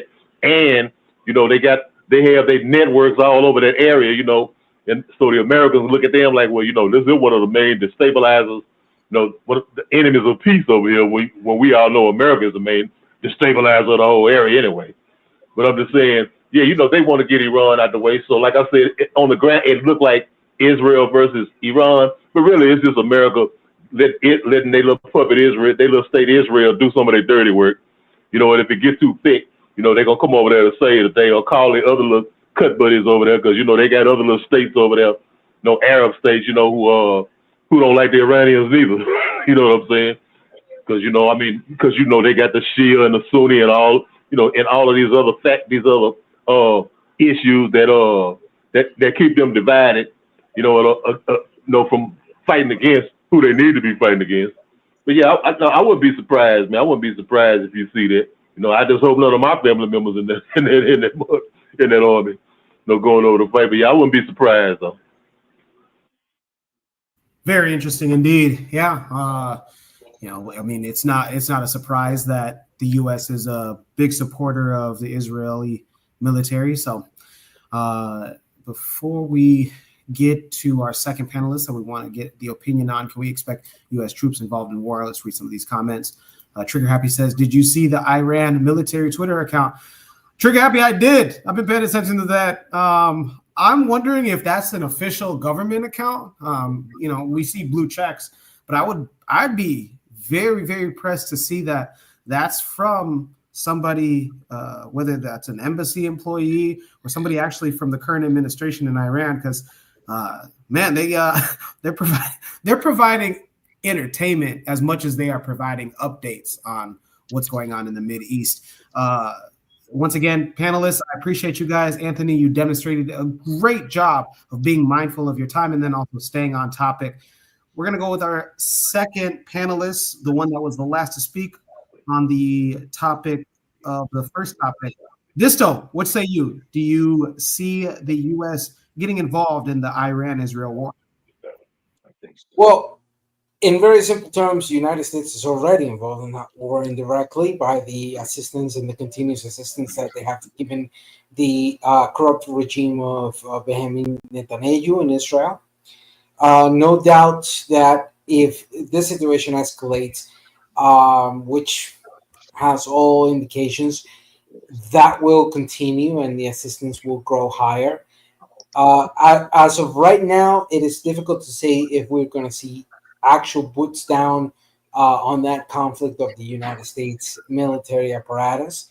One thing that I'm interested in is seeing what Reza Pahlavi, the crown prince of Iranian, will achieve, because in the last few days we've seen an increase of Reza Pahlavi attempts of a coup against the current regime of Iran.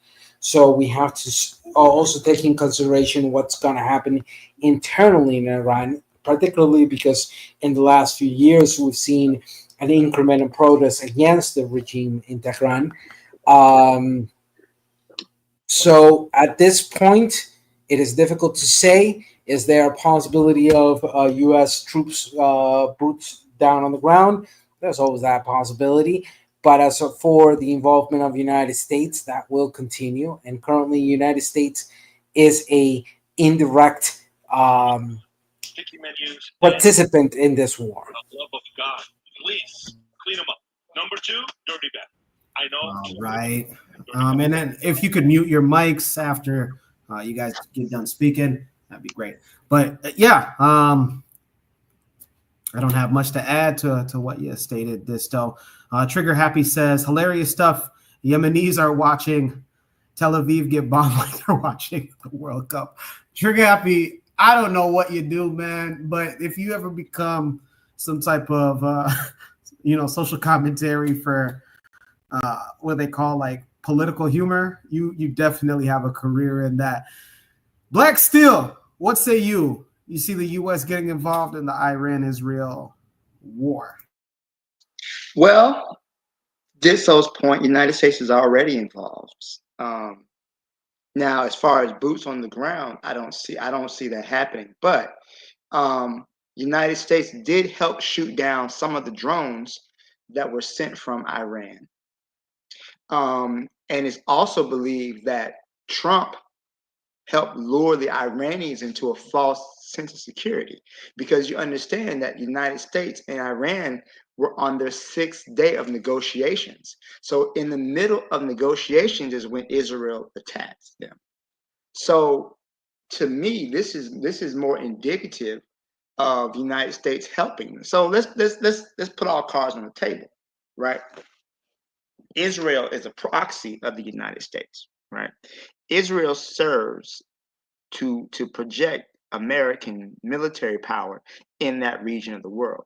It was the reason Israel was created. Don't believe for a second that Israel was created to be a homeland for the Jewish people after centuries of oppression. And I say that in all sarcasm, right? But the reality is that the United States needed a proxy in the region, right? Which is why Israel can do no wrong.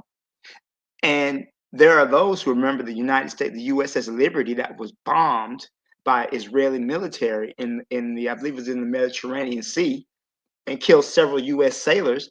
But the United States never responded to that because they need the function of Israel, which is to keep the oil-producing nations of the world in a state of disarray, right?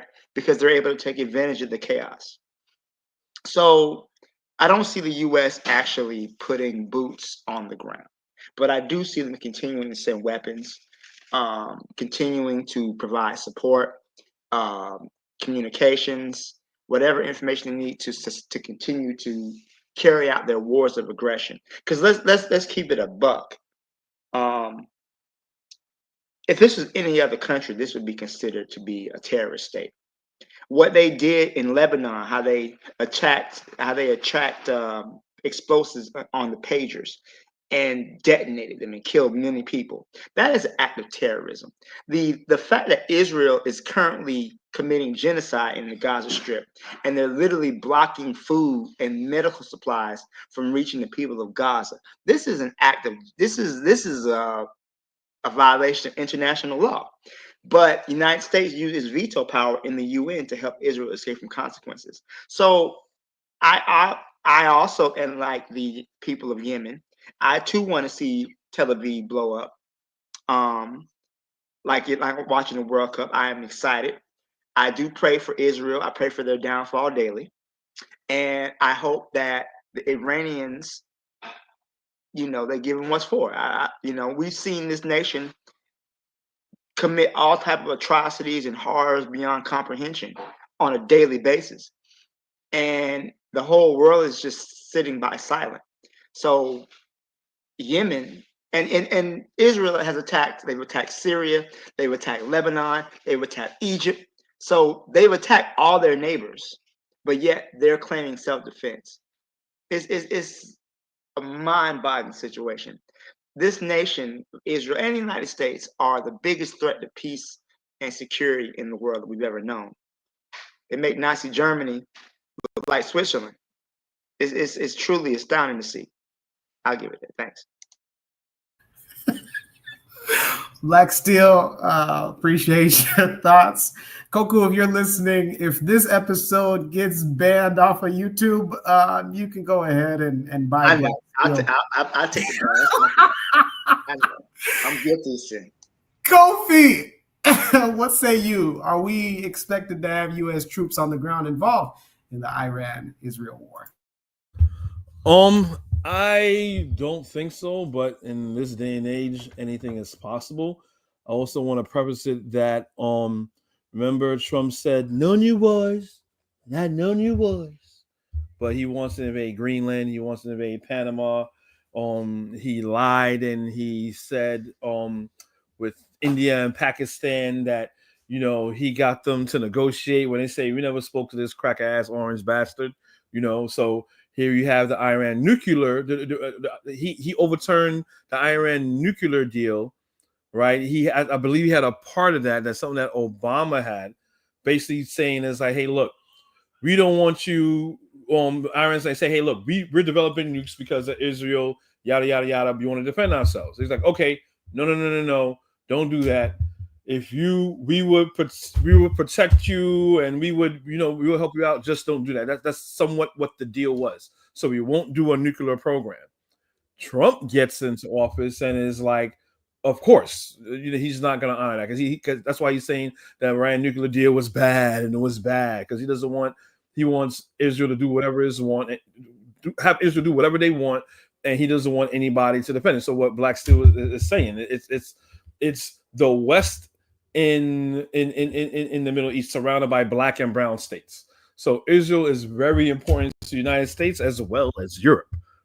So that's kind of like, that's like their satellite colonial project over there. So, but to the question that what you're saying, I'm not really sure what they're going to do. I just want to highlight this moment, even though what Trump's saying was bad, that there was no new wars on him. They still had the Afghanistan war going on and other wars that's going under there. When you check him on that, he's like, this is not my war. This is Biden's war. But anyway, yeah, I wouldn't say yes or no. I just don't see it. I kind of see Trump trying to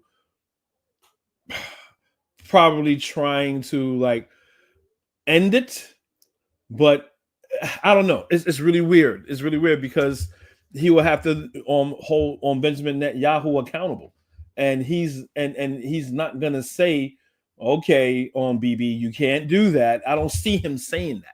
You know what I'm saying? What Trump is gonna do, he's gonna support. There's no need for troops to be on the ground like that.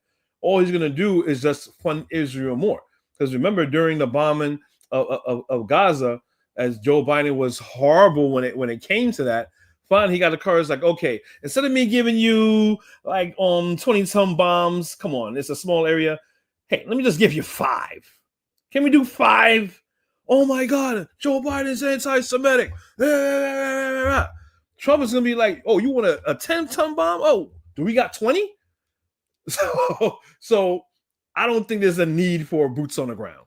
Trump is gonna be like, just do whatever, but it's going to be World War III. So that's why people keep saying it's going to be World War III. So you don't necessarily, the world doesn't have necessarily come to an end in order for us to be involved, to be boots on the ground. That's pretty much it. Yeah.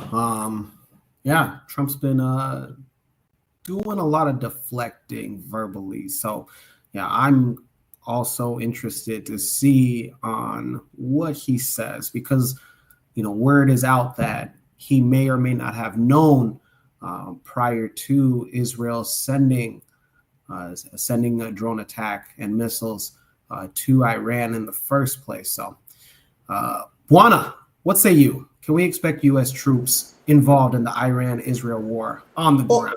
I think so. Absolutely. Absolutely. And the reason why I said it is because the President of the United States, he just said that, and I'm going to tell you, he just changed. He said that we want to rename or name again the military bases.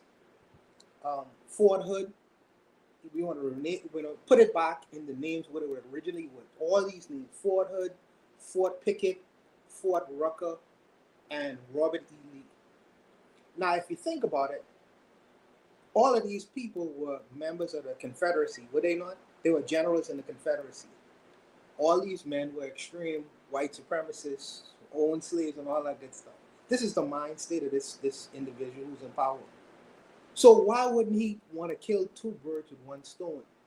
Send American troops, particularly the same FBA people who were nativists and want to fight for their country. Have them on the borders of Israel, have them on the borders of Israel to play bullet catcher and bomb catcher. So when Iran lobbying bullets at Israel, they could protect, they could protect the state of Israel. So you you kind of like kill 2 birds with 1 stone. You get rid of the black population, the foundational black American people who are going to be U.S. troops protecting Israel. You fight against the Muslims by using the black troops. You kill all the Muslims, and then you were able to protect Israel as well. This is a white supremacist dream. You know what I mean? He is getting rid of 3 birds with 1 stone. Yeah, why wouldn't he do that? Because he is showing the world exactly who he is. I wouldn't put it past an individual like this man to do something like that. He's killing 2 birds with 1 stone. So I believe he would. I believe he would send troops to Iran and to play bullet catcher, because they think that going to war with Iran is going to be an easy war, which they're going to be sadly mistaken to see what's going to actually happen. Iran is a huge place.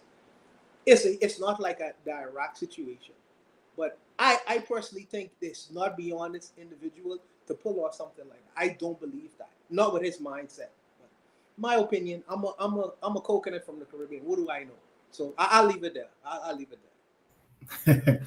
Coconut indeed, and I love coconut water. For those that don't know, I'm Gen Z, and if U.S. troops get on the ground, because I accepted FAFSA federal aid money for my schooling, you are automatically inducted to the selective services, meaning that you could be part of the National Guard and or other branches of the U.S. military. So, Buana, please be prepared, because you'll need a roommate in the Bahamas, because I don't see myself fighting for the United States. Are you still even of age though? I mean, are you past like 30? You 35 then? I'm Gen Z. I'm Gen Z, and I think the cutoff is 26. So as Gen Z, I'm not going to put out my age, but yes, I will be coming to the Bahamas. Yeah, as soon as that letter is sent out, Juana, make some room for me. My friend, in regards of Gen Z and all those terms, I'm just gonna say Howie and Strauss were charlatans that everybody fed into that bullshit of generations. That is the most anti-scientific categorization. Anyhow, just to mention something real quickly, in Iran, June 4th, about 10 days ago, there had been a truck drivers strike within Iran in at least 163 cities that had been ongoing for 3 weeks prior to June 4th. And right now we're entering probably the 4th and 5th week. There are problems internally in Iran that no one can deny. But this whole thing that just happened, it's Israel distracting that the negotiations with Gaza are completely and utterly stuck. They need something to distract the attention of that. So, fuck it, strike Iran. Woo!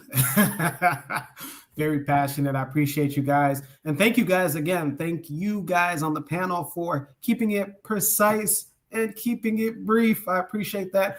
This show can only go on all 5 Shoot the Breeze topics because of you guys. If anybody else wants to get involved on the panel, the link is in the chat. Let's read some of these comments before we go on to Shoot the Breeze topic number 3. Trigger Happy says that I call Israel a garrison state, kind of like Rwanda, except Israel is a settler, colonial in nature as well. Trigger Happy, I'm kind of curious. What do you mean by Rwanda? What do you mean by that? Nonetheless, let's go on to Shoot the Breeze topic number 3, and that is, are men too sassy now? Once again, are men too sassy now? Hold on, Jackie Darrell. I know you're going on topic number 3, but I want to make a point. Yeah. The United States has been in existence 249 years. It'll be 250 years next year, right? Within that time frame, we have been at war every year with the exception of maybe 12 years, right? So the United States hasn't won a war since World War II. But the reality is that they are not prepared to take the losses, but they will use other nations to fight their wars for them. The idea, the goal is to be at war with China by the year 2030, right? And you have to look at every move the U.S. makes as a furtherance of that goal to be at war with the People's Republic of China by the year 2030 to cut off China's ascendancy in the world. The United States wants to be the world's only superpower. They do not want a multipolar world. Any nation challenging their dominance is considered to be a threat. So the China is the big enchilada. That's who they want to go to war with. So as they attack Iran, then Russia, and then finally the goal is to encircle China.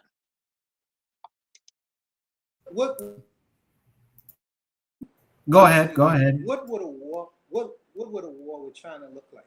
What would that look like? Because both of these superpowers, and it would include in Russia too. All of these places, you got India, you got North Korea, you got and China. All of these places have nuclear capabilities, right? So the whole thing with the big stick, it doesn't work anymore.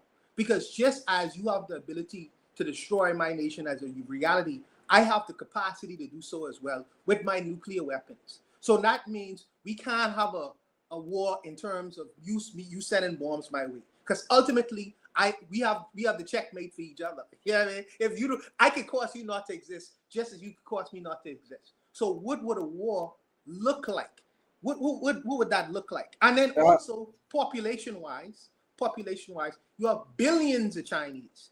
You have maybe 350 million Americans. You know, so what would that look like? Could you like help me define that? Because I can't see that. I don't understand. Let me just put it this way before we enter to the last subject in regards to that question. We cannot expect a war like what was happening in the Second World War or the First World War, because obviously the advancement of technology, etc. So a direct armed conflict in that sense, with the caveat of nuclear weapons, we should expect a short-lived type of armed conflict, because I have no doubt that there are assholes in both sides that will press that button and fuck it up for the rest of us. That's what I'm seeing. That this, if we reach that point of armed conflict, it is not going to be in the traditional sense. It's going to be quick, it's going to be painful, and it's going to be a massacre. Well, the United States has already ran several war games in a scenario. You know how they do war games and plan out and strategize a possible war against China, and they've lost every time. So I think if they do, they're going to try to bring technological weapons. You can expect a lot of drones to account for China's population, because, you know, China has a population of well over 1 billion people. So, I mean, their army is the size of America's entire population. So you're going to see a lot of drone strikes, long distance attacks, shock and awe if it gets to that point. But like you said, the United States has nuclear weapons. The Chinese have nuclear weapons. I don't think a direct assault against the People's Republic of China is going to end the way they think it will. I'm sorry, I didn't mean to drag this topic out. We can go to topic number 3. Very interesting indeed, especially with the topic of China. Before we go on to our third topic for Shoot the Breeze episode 198, you know, Chinese students in Michigan were arrested for allegedly smuggling undeclared biological materials. So maybe just maybe we already have sleeper cells in the United States. Shoot the Breeze topic number 3. Are men too sassy now? We got a video for you guys. Once again, are men too sassy now? Let's take a look. Rude is a lifestyle. True to this, not new to this. And look, which parish got the rudest man? St. Philip. So you prefer a gentleman or rude boy? Well, you can't have a mix. That's fair, you know, you can have a mix. I want mix. I want one that is nice but rude when he needs to be rude. When it comes to the first date, when a fella take you out, is it okay if he asks you to split the bill? I guess that's a no. Look, you prefer to have like a rude rich man or a broke, respectful, nice guy? I want a rude rich man. And what you want, a rude rich man or a very respectful broke man? Give me the rich man. I cannot die in poverty. Lord have mercy. You the type that is approach men that you like, or this how to come to you? In this day and age, men too you're a little rude, to be honest. But you prefer the rude? You say you wanted a rude rich man? That's not the rude I meant. They're a little sassy. Oh, damn. And what's the rudest thing you ever hear a man tell you? That he's going to get me pregnant. Lord have mercy. And what was your response? I ran away. We'll play that one more time. Once again, we'll play that. This video comes from the Bahamas, by the way. The Bahamas, once again. Rude is a lifestyle. True to this, not new to this. And look, which parish got the rudest man? St. Philip. So you prefer a gentleman or rude boy? Well, you can't have a mix. That's fair, you know, you can have a mix. I want mix. I want one that is nice but rude when he needs to be rude. When it comes to the first date, when a fella take you out, is it okay if he asks you to split the bill? I guess that's a no. Look, you prefer to have like a rude rich man or a broke, respectful, nice guy? want a rude rich man. And what you want, a rude rich man or a very respectful broke man? Give me the rich man. I cannot die in poverty. Lord have mercy. You the type that is approach men that you like, or this how to come to you? In this day and age, men too a little rude, to be honest. But you prefer the rude? You say you wanted a rude rich man? That's not the rude I meant. They're a little sassy. Oh, damn. And what's the rudest thing you ever hear a man tell you? That he's going to get me pregnant. Lord have mercy. And what was your response? I ran away. And she ran away, huh? Video comes to us from the Bahamas. Shoot the breeze topic number 3. Are men too sassy now? We're going with our first panelist to speak on it from the Bahamas, our Bahamian representative. Juana, what say you? Are you a rude boy? Jacadero, I think that's Barbados. I don't think that's the Bahamas.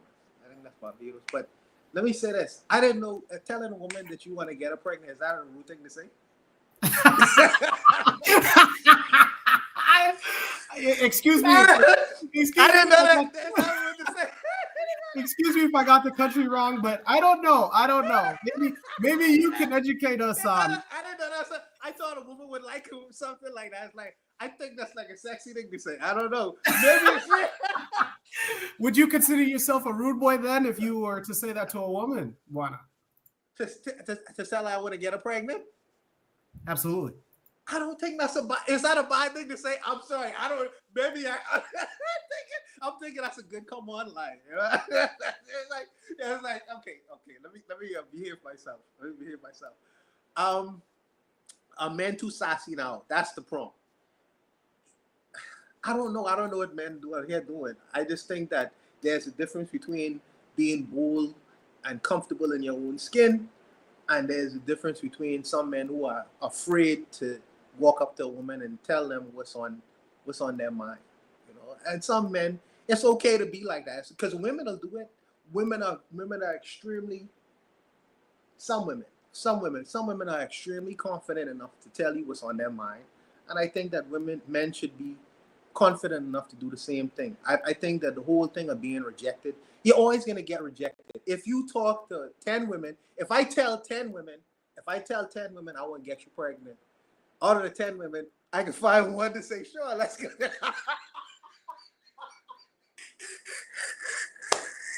You know what? I'm gonna stop, man. Next guest, man. I'm out. I'm out of this discussion. This is a prompt that I feel like was going to resonate with individuals. And before we go on to our second panelist, KWE's, as laughing emojis. That's it's interesting.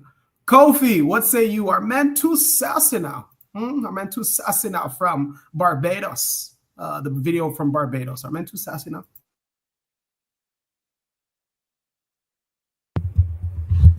You can hear me? We can hear you loud and clear.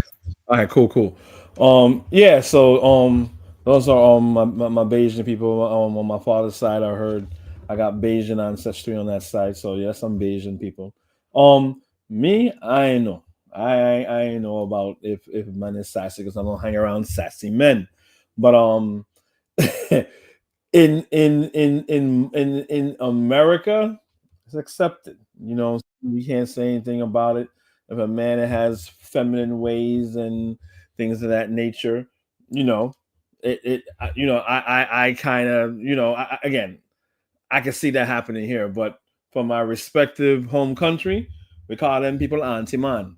You know what I'm saying? So if you have feminine ways and things like that, there's like a distinct line that you just don't cross. You know what I'm saying? The same thing is here in the States, but I think in the States here, feminine men aren't really coddled. Feminine men that are we call metrosexual, all these things, it's kind of like accepted now. It's like I'm old, so I'm kind of like an 80s baby. So in the 80s, you had men that were like androgynous, like Prince. You know what I'm saying? It's like they can have these feminine mannerisms and ways, and it's okay. He's still good. So it's just this day and age. I don't know, and if it is, I don't know if it's a detriment to heterosexual men or not. Again, I've been a married man for like 24 years, so I'm kind of out of that dating pool. But I don't know. I kind of gotta leave it. I gotta leave it at that. Shout out to married men, huh? Go ahead and committing yourself to holy matrimony. Black Steel. Topic number 3. Are men too sassy now? Are they too sassy now, Black Steel? What say you? Man, women use sassy, the term sassy. Just like when women like to call people gay, right? They like to use certain terms to try to get people upset to get their way. You got to be careful when they use these terms, right? Because what the hell was she even talking about? Like, she's a pretty girl, but she'd be pretty if she just kept her mouth shut, right? I'm going to hell for that one, boy. Oh, I'm going to hell for that one. This definitely is getting taken down. But anyways, like, what was she even talking about? Oh, I want a rude boy, but he's not rude. So, see, this is why back in the day they had arranged marriages. Because she don't know what the hell she's even talking about. What? You want him to be rude, but rude some of the time. But he rude when you want him to be rude too, but nice when you. What? See, this is the stupidity I'm talking about. I warn my son about women like that, because it's dumb. Like, she's talking. Thank you. She's talking nonsense. Nonsense. Nothing she's saying is worth any value. Okay. I'm not pro-arranged. You know what? I understand why they did have arranged marriages. Maybe I'm not pro, I'm not anti, but doggone it, I understand why. Okay. I done seen some of the dudes my daughter done brought home. Okay. I definitely understand why they had such a thing in the reality. Anyway, again, pretty girl. I don't know what she's talking about. Right. Black Steel. I feel so. Maybe we in a different age range, because when I see women like that, I'm on like the shut up and just take off your clothes. Shut up! Yeah, thank you. What are you talking about? Why do we have this conversation about? We don't need to have a good discussion. Just shut up and take off your clothes. Shut up and get naked. Right, and if I say that, I'm gonna sound like a caveman. So I but you know what? You might sound I might have said you sounded like a caveman until she opened her mouth and she started spewing that babble. Like, what are you talking about? Just like he made the comment about splitting things on a date. Here's the reality, man. I'm gonna be real with you. If a woman like you, she'll pay for the date. Damn right. A lot of dudes don't realize it. If a woman is really into you, she don't care where y'all go. I've gone on dates. We went to Popeye's Chicken, okay, and she had a great time because it wasn't about the date. It was about me. It was about us being together. These young men got to be careful. These women are full of crap out here. They really are. They really are. I've seen women go to prison over guys. I've seen women put narcotics in their car and drive around town with it. Okay. Facts. But at the same time, they talk about something, they will go 50-50 on a meal. But you'll sit up here and you'll get federal charges with 15 kilos in your car. You muling drugs from but Black Steel. But that goes to her point of saying she want a rude boy and she want a nice guy. So they want the nice guy rolled it with a little, bad boy in there, and it's like, nah. Right, you want Tupac with a degree? Is that what you want? Yeah, that's what they want. It's just like, nah, that's not how that works. I can't go to church on Sunday and rob a couple dudes Monday. That's right. How it works. They want you to be bald headed and have dreads. Like, what are we talking about here? Oh, that's possible. That's possible. I saw that. I want your opinion. I'll beat it out of you. You know, it's like, yeah. Give me a break, man. Give me a friggin' who. You know what? And the other thing that they try to put on man is the six-figure rule. You know, I want a man of 6 figures. I want a man of 6 figures. Check who their baby daddies are. Their baby daddies are like I mean, just like some dope boys who like broke his shit, never had a job, ain't thinking about having a job, but they put 6 figures on you. Get out of here. Come on. I dated this girl in college, man. She would be like, "Oh, I'm a queen." And one time she kept talking about how she was a queen and she wanted to be treated like a queen. I had enough. I said, "Your dad's a crackhead. What are you talking about? You a queen. Your daddy was in jail for distribution for narcotics. Leave me alone." That basically that didn't go very well. Maybe I should have took the more diplomatic route. But it's just what are we talking about here? So the whole thing about her not going 50-50, if it was some dude she liked, she wouldn't mind going 75-25. It was somebody she wanted to. She'd go 100-0. It was somebody she really liked, right? She can make all the little goofy faces she wants to.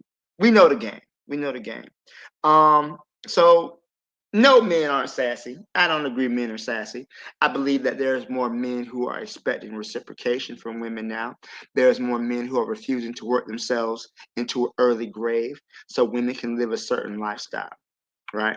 I believe that the dynamics of the world have changed, especially for Black people, because let's be honest, Black women have always had to work. And 90%, most of the time, Black men had to work, Black women had to work. So it wasn't a situation where the woman just does this and sits back and looks cute and she lives to be a housewife on some Leave It to Beaver type shit. That hasn't been our reality, right? So men and women, men are not going into the provider role anymore, and in that we provide and work multiple jobs and pay all the bills, and the woman can sit back and not have to worry about anything. Nuh-uh, we're not doing that anymore. We shouldn't have done it in the first place. Everybody should be putting their resources together so the family can thrive, if that's what you want to do. But a lot of times, these people aren't out for trying to build families. They want a lifestyle. They want to be able to go on Instagram or social media and have show off their purses they got and live a certain lifestyle. You know what I'm saying? And so it's not about forming relationships. It's about what can you do for me. What's the song by Janet Jackson? What have you done for me lately? That's the whole mentality that we're seeing in these situations. So I'll leave it there. Thanks. Appreciate it, Black Steel. You said that your daughter is dating. Do you approach the door like Mike Lowry from Bad Boys 2 and Bad Boys 1? Let me tell you, she brought home one guy, right? She wanted to meet. I told her I don't want to meet another one of these nappy head little boys until you're serious about him. So she brought home this boy, and before I could get to the door, my dog was at the door. I've never seen him act this way. He's a pretty chill dog. He's growling. I mean, he's showing all his teeth. His hair's on his back of his head. The dude didn't even come in the house. He saw that. He turned around. Eventually, turned around. He wasn't a good guy anyway. But it's like the dog sensed it before I could say anything. My son had to hold him back. That's how bad it was. I've never seen him behave that way. Just barking and growling and everything else like that. So I've never been the Mike Lowry type, because I've been a young man in a situation, but I give you just enough rope to hang yourself. Black Steel, you are hilarious. Just a little story. I approached a young lady's house, and her brother answered the door. Her younger brother, imagine the younger brother answered the door with their dog. Of course, I stepped into the house, but nonetheless, it kind of makes me feel like maybe I should get a dog before I, have some kids, get married, and whatnot. They're excellent judges of character. That's all I say. I hear you, Anthony. What say you? Are men too sassy now? Okay. Yeah, y'all. The brothers had some interesting takes, man. Okay. Are men too sassy? Okay, and I'm gonna put it in the realm of this black man. Okay, no, I don't think that we're too sassy. That men are too sassy. I think that let me see. I'm gonna put this. Okay, I'm gonna put it this way. I think that number one, I think that we go too much by the social media thing. You know what I'm saying? And we look at the way relationships between black men and women are now, particularly our young black men and women. You know what I'm saying? I think we go too much on that, and I understand that things have changed from the time when I was a young man, when I was in my 20s, or or even in my teens when I first started, when I jumped out the porch and started being interested in ladies and women. As a teenager, I think that things have changed a lot. But what I really think is that we as brothers, I think, particularly my generation, I think that we failed to put to instill a lot of the values that we learned from our fathers, into the young brothers today. And I think likewise the same thing with the sisters. They failed to instill those values that they had. They failed to put those into the young women today.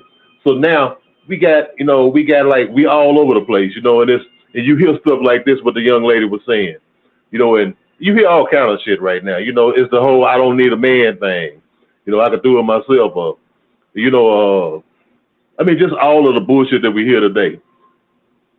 But what I think is that mainly when I hear like what the young lady was saying about like particularly about the rude boy thing, I take that a different way. I look at it as she really saying that, okay, now for what she said about, well, I need a man to do this and that, I think really is what she want, a man that's confident, a man that's strong, a man that handles business, that takes care of things. A woman like that, and again, I'm coming from when I was young. I'm 58. Okay. And back in that time, and even before me, it was mama, she worked in the house, she did things, probably got a little money, but it was daddy going out and making the money and providing. You know what I'm saying?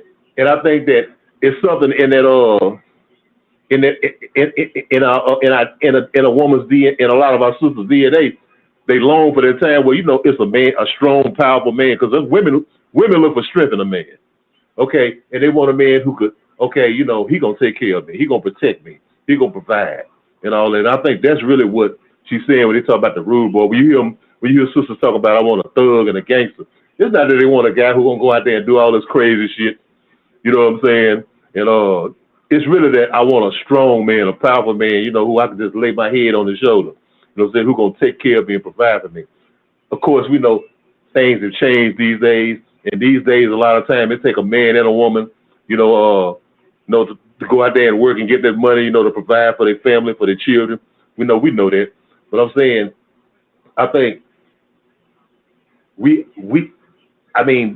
what it is, the image of what it is to be a man, particularly a black man, and a woman today, the lines have got blurred. You know what I'm saying? I mean, we failed them a lot. My generation, we failed them a lot.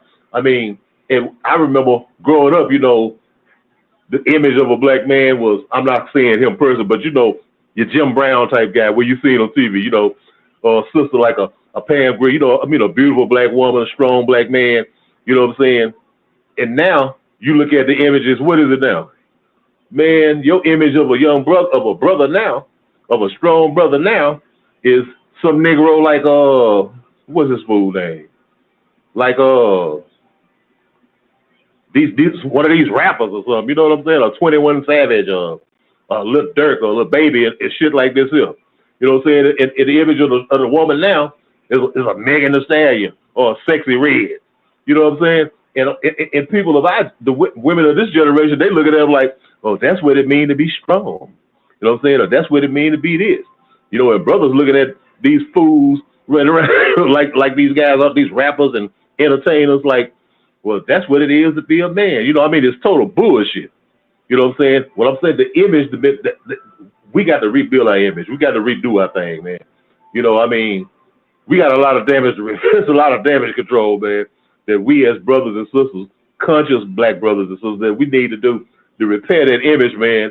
Because if we want our people to survive, our people, black people as a whole. Black people here in this country, black people around the world. Because see, this shit is spreading all across the seas now. No, this shit is spreading to Africa now. You go to South Africa, you got a whole bunch of gender confusion down there now. You know what I'm saying? They got a whole, LGBT movement. And I'm not to criticize them. What I'm saying, and even in other parts of the continent, in parts of the black world, they blurring the lines of what it is to be a man and a woman these days. And I think it's an agenda being pushed a lot by certain elements. And so I just think that no, I don't. On the surface, yeah, it looks a certain way. I don't think that's the life of the majority of people. But we go by social media a lot. You know what I'm saying? And we see this stuff on social media, and a lot of people who got weak minds jump on this shit, and think that this is the way it is. You know what I'm saying? I mean, I don't know, man. It's something that takes more than just a short time for us to talk about. But yeah, man, I just lay on my plane right there, though. Yeah, we do definitely got a lot to work on, and we necessarily can't take what's on social media for face value. Before we get into our last panelist, Cheryl says, greetings. What's going on, Cheryl? If you want to be on the panel, go ahead and click the link. We'd love to hear from you, especially a woman. KWE says, not the dad being a crackhead. Black Steel said that with compassion. He said, your daddy was a crackhead. Trigger Happy says, westernization is ramping up. Some of our people get excited and call that development. True indeed. Disto, what say you? Are men too sassy now? Oh boy. Okay. I'm gonna say this simple. This is why I hate this type of can we call them creators who go around with a microphone and interviewing the first person that they get in front of them, and that person may be saying the first stupid thing that comes in their head without any, thinking about it. This is the problem when we let this type of videos dictate a more in-depth analysis that hold a lot of factors. Look, I'm 43 years old. I've been married once, divorced once. I've done my relationships. I know what I like. I know what I don't like. I know what the type of woman I have been with since I pretty much since I started, dating around 14, 15 years of age. That was my first experience, like the majority of us, even in this new generations. That's around the average average age where dating kind of starts, and then, in that sense. So the fuck was that all about? And if it was coming from Barbados, look, I can start throwing data. You guys know. You guys know me that I come in with the heat. I'm just gonna say this. If that woman was for serious, what a dumb ass. To even say it in the way she said it. That only tells me that the context to which that interview was done, it was in an area where perhaps thinking was not a requirement. There was just either, in a festival or something like that. That's what it seemed. Or somewhere where say the first stupid thing in the head and that's it. But we cannot take that type of representation as a example. It means absolutely nothing. It's just somebody getting a microphone in front of the face and saying this first stupid thing in that aspect. So are men sassy now? If we are understanding the term sassy as rude.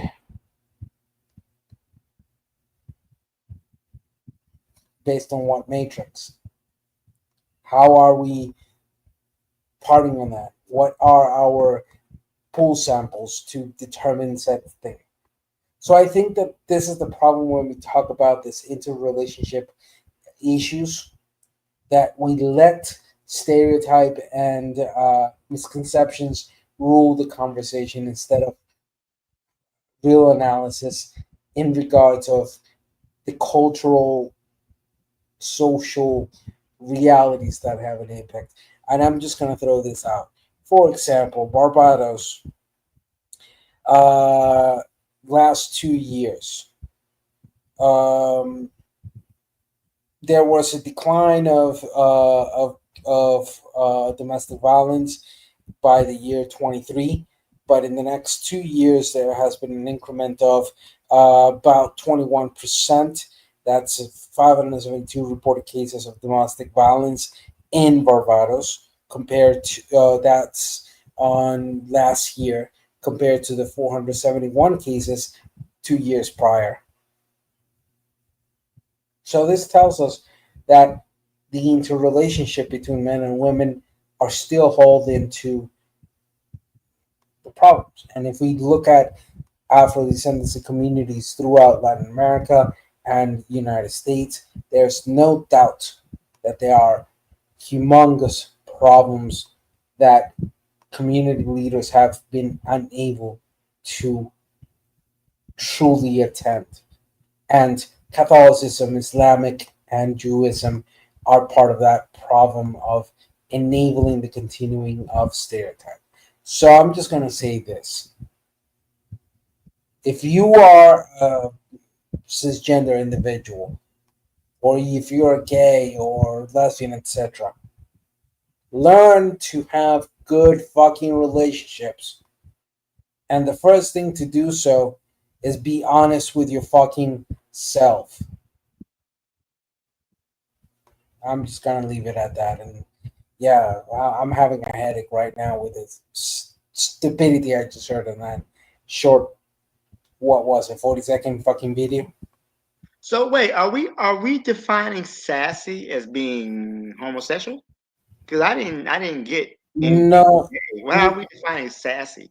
No, sassy, as understood, it's a term to be used as rude, and colloquially tends to be used as a synonym to quote unquote bad guy or rough guy or macho guy type of thing, technically speaking. But if we go strictly by the etymological and dictionary meaning, sassy means impudent, insolent, lively, or bold.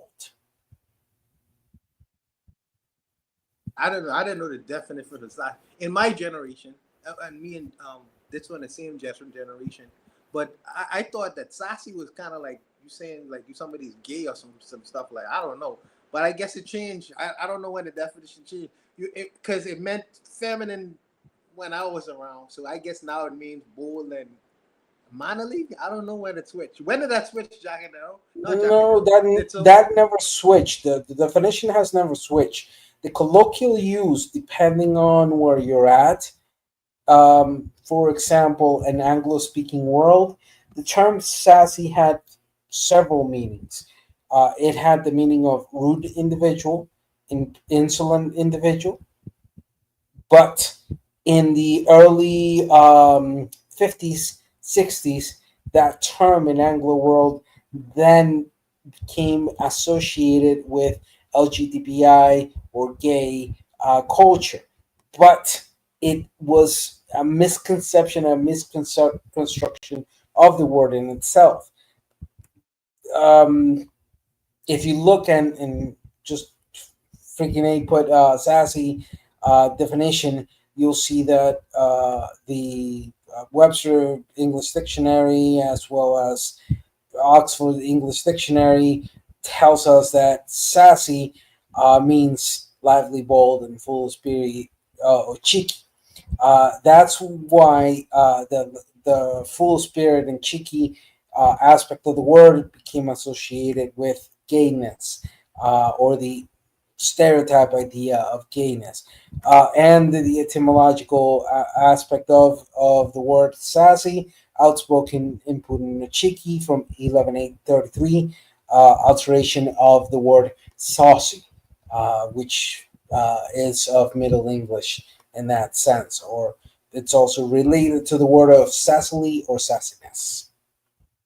And yes, You're talking to a major in linguistics, both in English, Spanish, French, and and Portuguese. So we got a brainiac on the panel today. Wanted to answer your question. Did the term change? At least for my age group, I was called sassy. Just a personal experience. I was called sassy because I showed up for a date, and then the woman, and she was from Haiti. So I blame your Caribbean constituents. She said she was 15 minutes away. It got to 11 minutes. And I just canceled on her, and then I went on the rest of my night, and I was called sassy for that. So I believe that it's meant to be a term, not to be endearing. None of that whatsoever. I believe that it's a term that they use to call men to say that you're feisty. I think it means you're acting in like a feminine manner. So if they do the behavior, it's okay because they're a woman. But if you do the same behavior, oh, you're sassy. So it's meant to be a diss. Is really Yeah. They're trying to disrespect you and trying to say you're acting feminine. But instead of saying feminine, they call you sassy, right? So like your example, or like now if you was late for a date, she would be okay. But you a man, you just supposed to be happy. I'm just showing up. So you leaving me, you're sassy. It's how they manipulate masculinity in certain ways to get you to behave in a way that benefits them, right? That's kind of what I interpret it. just real quickly, I put a link there. It is heavily recognized that the word sassy, SASSY, is originated in AAVE, or North American English, African American vernacular, and the change towards use of gameness is something extremely modern, in that sense. So I get where they're coming from in that aspect, but surprise, surprise. That's a misuse of the term, and it carried on in many sense. So from signifying important, insolent, someone who's important, insolent, or rude, to then go towards a feminine side of it. You see where that change is coming from? You see where that stereotype is creeping into that, why the new generation started using it, and then the problems of stereotype, etc. Blah, blah, blah. But that's a linguistic conversation, and that's a semantical conversation right there. Conversation indeed. KWE says, I think social media brain rots a lot of people. You never know if someone just wants a viral moment or not. And to add to that, that's where social media is. I think it behooves us to not see that all social media platforms want people to stay on them. And so people are incentivized by sometimes doing the most outrageous things. That there's a group of streamers, video game streamers, and the most famous of them usually try to do things in a way where they call it rage bait, and or just acting outside of themselves in a normal setting.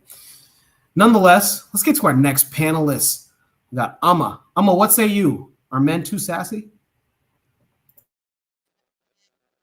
Hello, can I be heard? You are heard. Welcome to the show, Amma. Thank you for having me. So just real quick, like my dad is 70 years old. And he would use the term sissy, like that's what he was like when we was younger. That's what the term we would use to describe men who were like, it's like, it doesn't necessarily mean that they were gay, but it definitely applied to people that were gay, but it more applied to men who were like overdoing it, like being feminine. So, like being extra and being, the flicking of the hand, oh my god, like it's a certain personality trait. So it's not like, oh, they're not masculine enough. It's more like they're being extra feminine to prove a point or to get some attention. And I think Quay, when she said the social media brain rots a lot of people, that's definitely true. I think like today when females or when people use the word sassy, so there's this popular show. It's called Pop the Balloon. I don't know if you guys are familiar with that, but the term sassy is thrown around a lot for some of the guys that come onto the show, because when a female says, well, I just don't think you're my type or whatever. It's pretty much, if you don't know what Pop the Balloon is, it's a dating show where you'll have a panel, like it's all in person. You'll have like a line of women, and a guy will come in and they go down the line and see what their interests are. And if you're not interested in them, the guy will pop the balloon. If the females aren't interested, they'll pop the balloon, right? And so sometimes females are like, well, this is what I don't like. I don't think we would match. So she would pop the balloon. And then some guys have a lot of back talk, like a whole lot of extra. Well, why don't you like this? Oh, you don't like this because you're this, and you're this and this and that. And maybe they are. Maybe the females are materialistic. Maybe the females, whatever. But the back talk, it's like the fighting. And a lot of females don't feel like guys should be going back and forth with them. That's the context I think that they're using sassy in. But I could be wrong. But I don't know. But that's just what I've seen. Ooh, yeah, that sissy word. I remember one of my uncles had used that towards, I can't remember which family member it was, but he was he was acting in a way where my uncle just decided to call him that, and it wasn't a term of endearment nonetheless. So any rebuttals that we got on the panel for our Men Too Sassy Now from any of our panelists? Any rebuttals, guys? I appreciate that explanation. I would kind of say though, like I've seen Pop the Balloon show. Some of those dudes be getting out of pocket, but sometimes a lot of the women can be very disrespectful, right? And then when a man responds back to disrespect, oh, you're being sassy. Like it's not like it's rules for you, but not for me, right? Like, I can be disrespectful to you, but if I respond, you're sassy. It's all the part. It's how they manipulate it. And I also too, I remember that term sissy. My stepdad used to say that very often. Back when society was less accepting of homosexuals, and he's talking about how they used to beat on the sissies. So that just brought back some memories for me. I think that men, I think it's accepted that men are supposed to be able to handle rejection, because as men, we should be able to be men, have a brave face.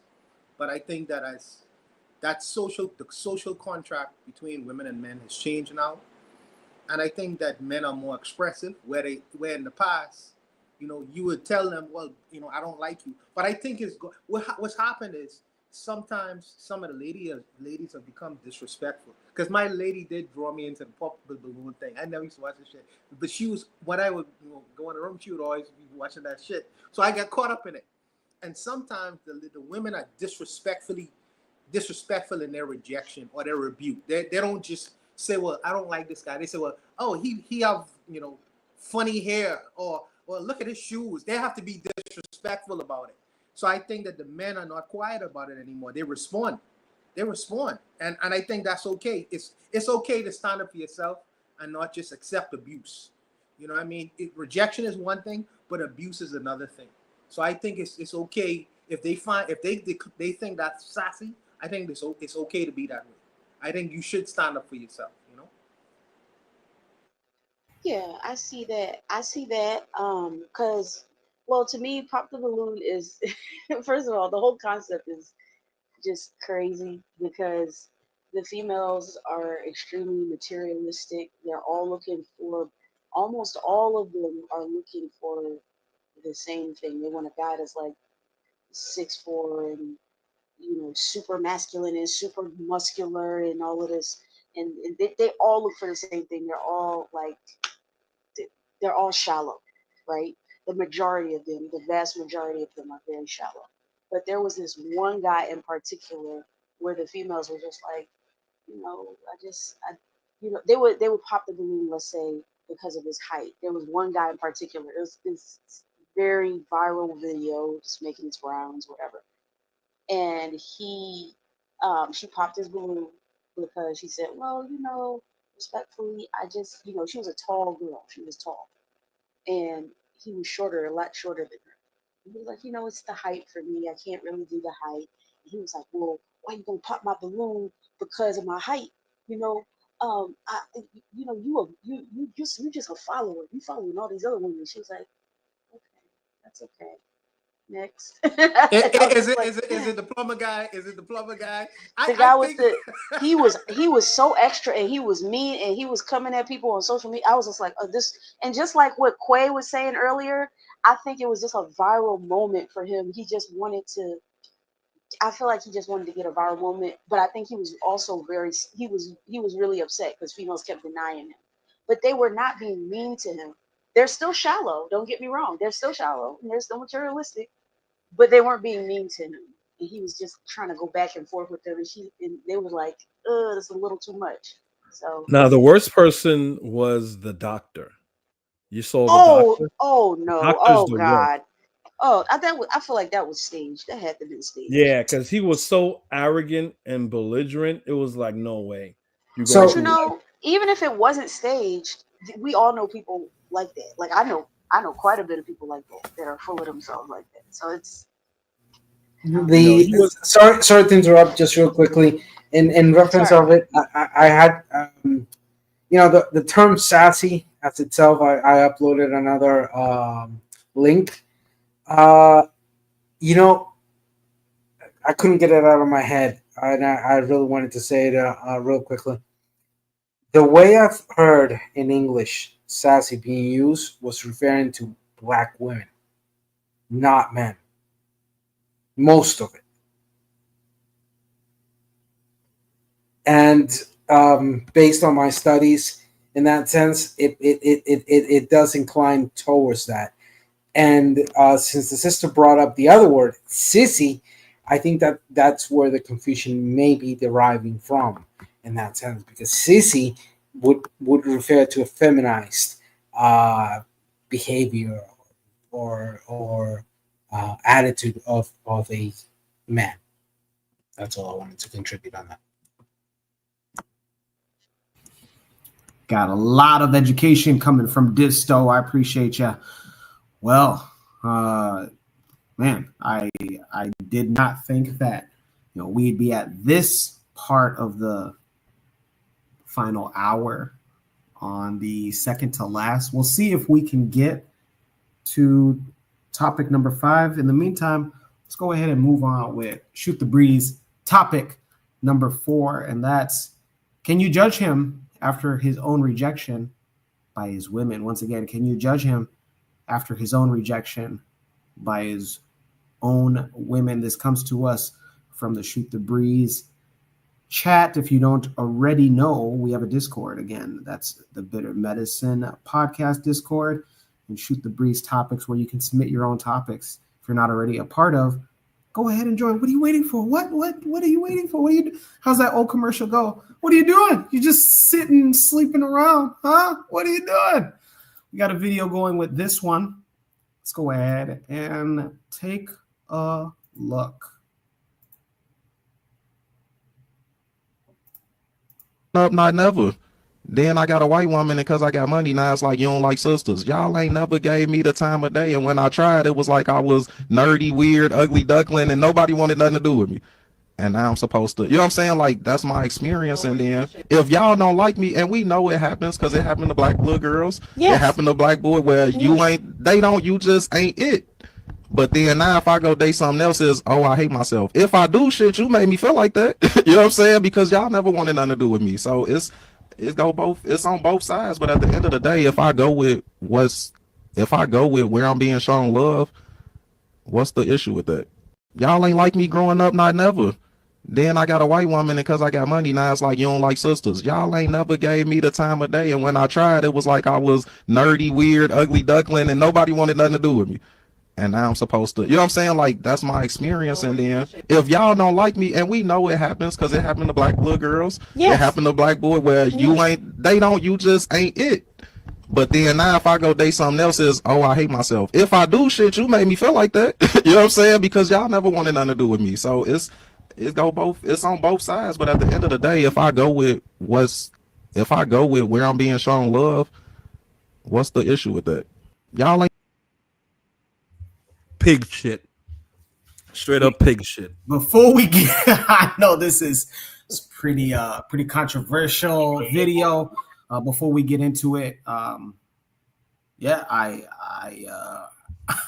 can't wait for our panelists. I'm not 100% sure on who I want to go to first. Before I do, once again, for those that don't know, this is Shoot the Breeze episode 198. We are 2 episodes away from episode 200. If you don't already know, join the Discord, the Bitter Medicine Podcast Discord, where you can go ahead and submit your own topics for each and every week's show. Topic number 4, can you judge him after his own rejection by his own women? We're going to start off with the only woman that's on the panel. Amma, can you judge him? Oh boy. I mean, like, you know, if he went to a white woman, that's because that's what he always wanted. You know what I'm saying? Like, because some guys, like, they'll be like, oh, I make an effort to date a black woman, or they might even date a black woman. They might even have children with a black woman, but they still are attracted to white women. And that's because that's what you wanted all along. So don't, like, I mean, maybe he did get teased. I mean, we all get teased. I don't even want to hear that. You know, we all get teased, called all types of names and stuff when we in school and stuff. So I mean, it's no excuse to me. I mean, we're the largest, most diverse group ethnically. If you truly wanted a black woman and you all those girls make fun of you growing up, whatever, you could have went to the continent. You know, you could have went somewhere in Africa. You could have went to Caribbean. I mean, the possibilities are endless. So I mean, if you didn't, that's not really what you wanted. So that's the lamest excuse ever. Excuses, Amma, huh? They're like armpits. Everybody has one, huh?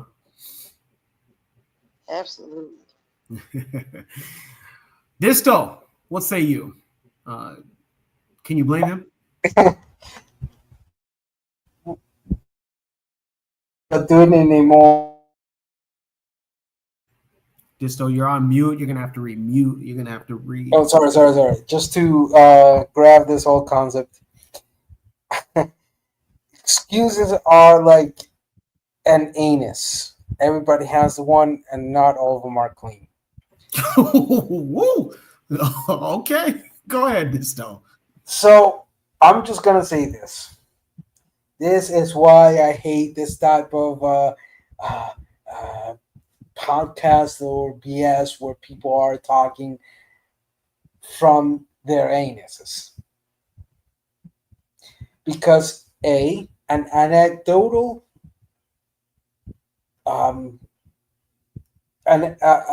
telling a story about your own experience, sure, I'm not gonna minimize his lived experience because that's his own reality, but that's the whole thing. That's his own reality. It only responds to his immediate context. It cannot be used as a standardized reality because it ain't. I don't know his context. I don't know where he lived. I don't know what and where he was educated as a child. What was his relation to his peers, etc., etc., etc. So his complaint in regards of his lived experience, without more context, just sounds like, to use the term, a sissy crying out loud, because life was tough with him. Fuck off. I don't know your reality. So let's not pretend that this type of conversation is a one glove fits all, because it ain't. It ain't. So I'm sorry to hear that in his experience he had those difficulties. But don't try to sell bullshit to a bullshitter, because at the end, that only responds to his reality. That's all I'm gonna say. Yeah, his own reality, his own perception. Before we get into the next panelist, Cheryl says he went out of his race to find love. True indeed. Trigger Happy says we can't have it where productive black men and women are not finding each other. Also, we have to make that the standard for all of us. Anthony, what say you? Can you judge him?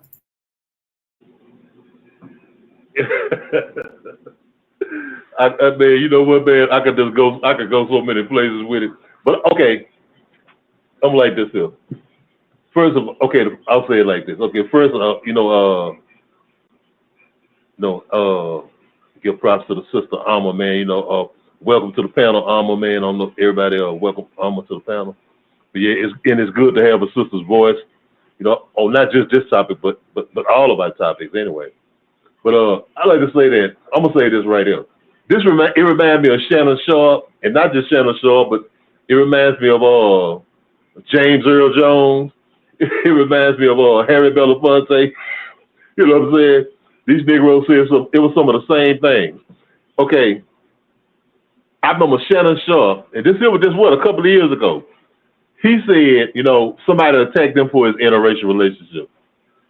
Shannon Sharp said that black people would rather be miserable with a black person than to be happy with a white person. Y'all remember when he said that? Kobe, you remember that? Yeah. he said a black person would rather be miserable and stay with another black person than to be happy and be with a white person. You know what I'm saying? He said that. I've seen the video. He said that. Okay. Negroes need to be honest with themselves. Hey man, if you just want you want to chase a white woman, just admit that, man, and don't skirt and try to put down sisters just because you want a white girl. You know what I'm saying? Man, look here. I can remember as a teenager when I was 14, 15 in junior high school, man, and at the high school. Man, look here. I was a late bloomer when it came to the ladies. You know what I'm saying? I always loved them, but I was scared to talk to them. I was scared to approach them. And, and I guess it's with women in general, but, I'm talking about black women because that's who I deal with. One thing, a sister like a man that's confident. You know what I'm saying? She don't want you coming all up there all shy. Well, I guess some women like shy brothers. But I mean, a sister, a many sisters like a confident brother. You know what I'm saying? And when you don't have that confidence, or when you hadn't built that confidence yet, sometimes she'll the sister might well, I'm gonna pass over you. It ain't that she hates you and all of this other shit. That all the other excuses that he came up with. But she like the more confident dudes get the girl.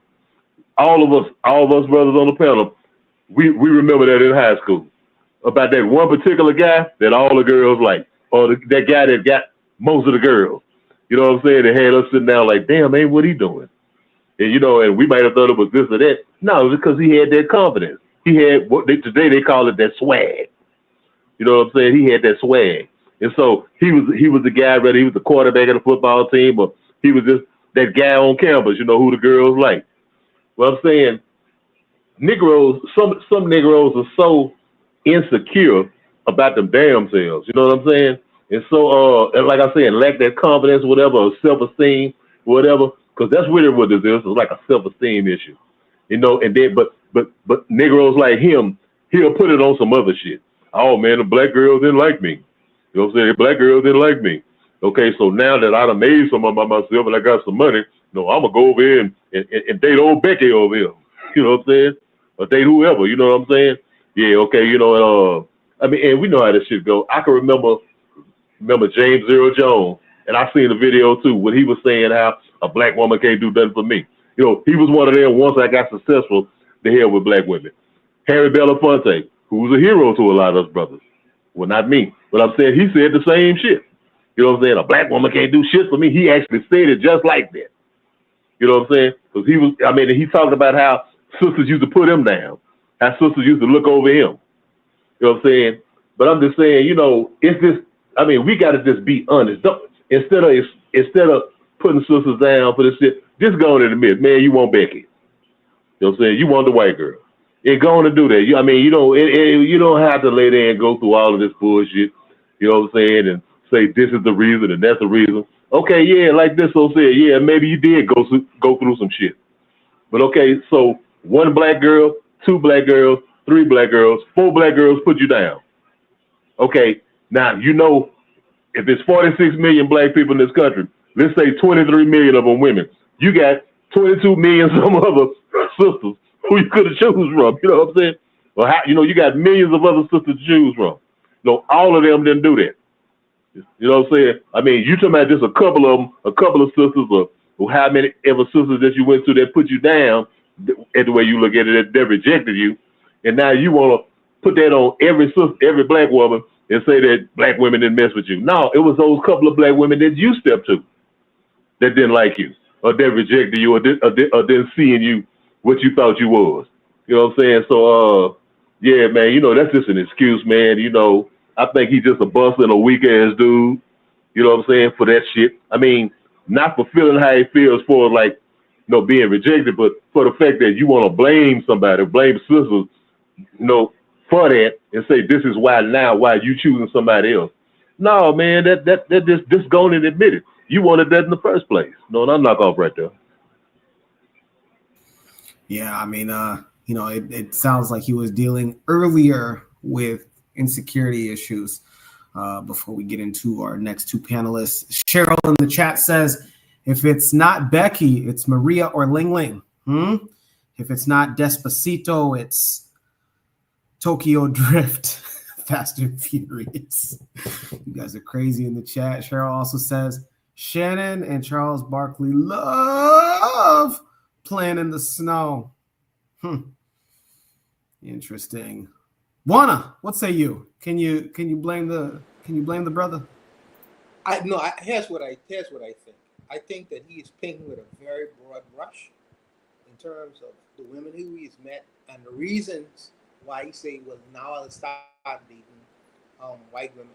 I think that you have not met enough women to make those kinds of statements that nobody wants me. I think that he suffered from low self-esteem. And I think that, yes, you're going to be rejected. Men, I think that men need to be able to take rejection better. You know what I mean? Because for the 100 of those that we're going to hear, you're going to hear 1 or 2 who would say yes. So, our resilience, our best resilience is to keep going and get through the rejection stage, because you will always get rejected. You can't get everything you want placed in your lap. You got to be able to fight for it. You got to be able to say no, but one person can say yeah, and you have to take that with you, and even in business situations and arrangements. So for this particular gentleman, I don't judge no black man in America, in Kenya, in Jamaica, in the Bahamas, no black man for his dating choices. And the reason why I say that is there is no code. There is no code. If you are an American, you want to operate like an American. So Americans believe in this idea of equality and all that stuff. He should be able to date whoever you want to date in America. There is no black code. That thing is in the minds of the people who have that. See, if I am a person who I'm a declared Gaviite, so therefore I go off of a different standard. So it would be very odd to see me walking around with a white woman. It'd be very odd. If I go to Shreveport, Louisiana, and I see Anthony, who is also a declared Gaviite, walking around with a white woman, I would find it very strange, because we already have principles in our mind how we gonna operate in the world. But why would I put that idea on a black man who don't have them kinds of ideas and principles? He's just a black person. You know what I mean? He's a nebulous Christian, Black American or Black Jamaican or Black person. He's not guided by the same principles that govern me. So I'm not gonna put it as, well, you should only date Black women. Who says that? That's not a Black code in America. Well, maybe it is. I don't know. I don't know if they collectively come together and say, we will not date Black people. The last time I checked, the civil rights movement was for Americans to be able to have equality with down the line. Me personally, I am a Gaviite. Them principles, I'm not governed by the same rules. There's a guy, I find strange. There's a guy on the internet who has an African diaspora news network. But he is married to a Mexican woman. He's married to a Mexican woman. That is strange to me. But hey, you know what I mean? He's I don't know. That is just odd. That's a contradiction for me. That's weird for me. But maybe that's how his situation is worked. But I don't push my narratives off on people who don't declare themselves to be a certain thing. You have Dr. Umar going around, bunny this, bunny that. But these guys are not Pan-Africans. These guys don't even say they're Pan-Africans. They say, I'm an American person. So he's governed by American rules. And in American rules, you have equality. Well, Trump regime making everything unequal now. But I mean, it's like he's going to do as he sees fit. But I say don't do it to lambast Black people or Black women or young. I'm like, why would you do that? Now, that's the problem I have. But you could date whoever the hell you want to date. Whoever you want to date in America. He is just an American citizen. That's how I see him. But maybe that's my belief. That's my belief. I'll leave it there, Jack and Daryl. Very interesting. Yeah. Is there a code? And if there is a code, where is it? As far as human relation or Black relationships within the quote unquote the culture.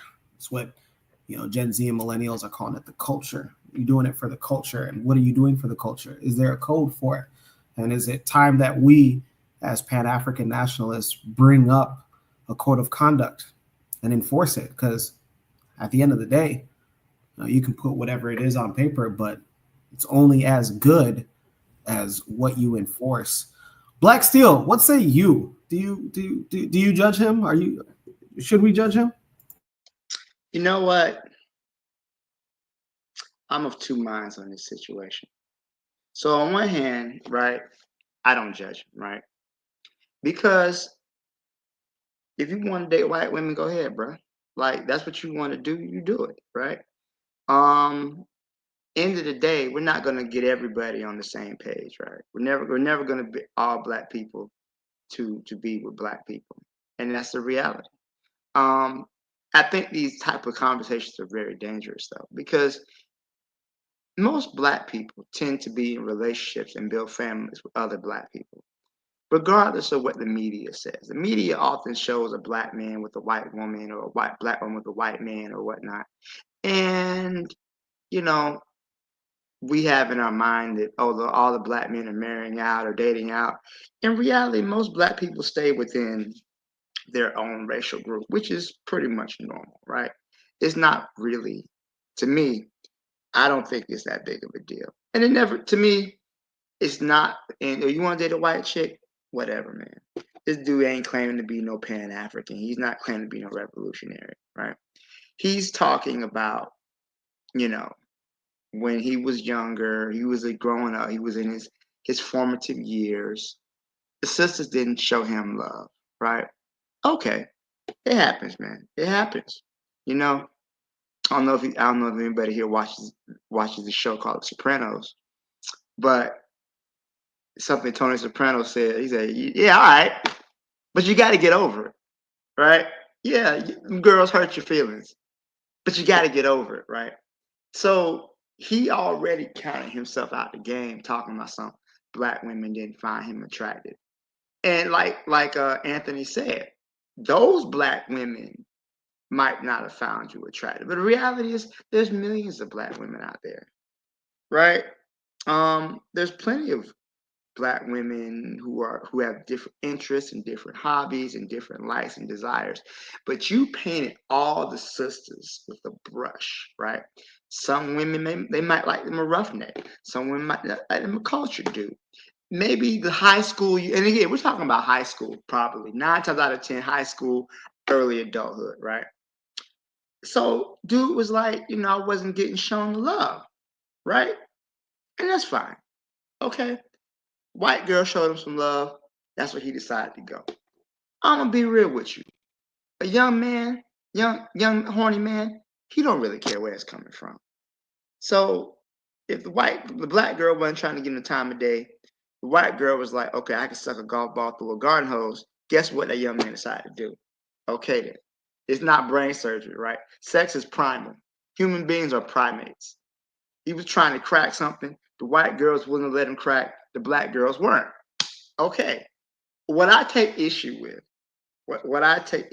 is this whole idea that, the black girls weren't interested in me. He got rejected by some black girls. I'm pretty sure every man on this panel has been rejected by a woman they were interested in.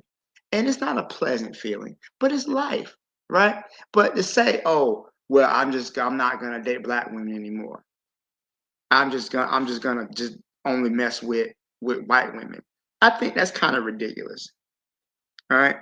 And you know what, Cheryl? He said love. I wasn't really paying attention to it. Maybe he was in love. I don't know. Maybe the white girl showed him love and affection that he was looking for. I don't know. I'm gonna be real with you. I don't put the importance on interracial dating the way some men on the panel do, right?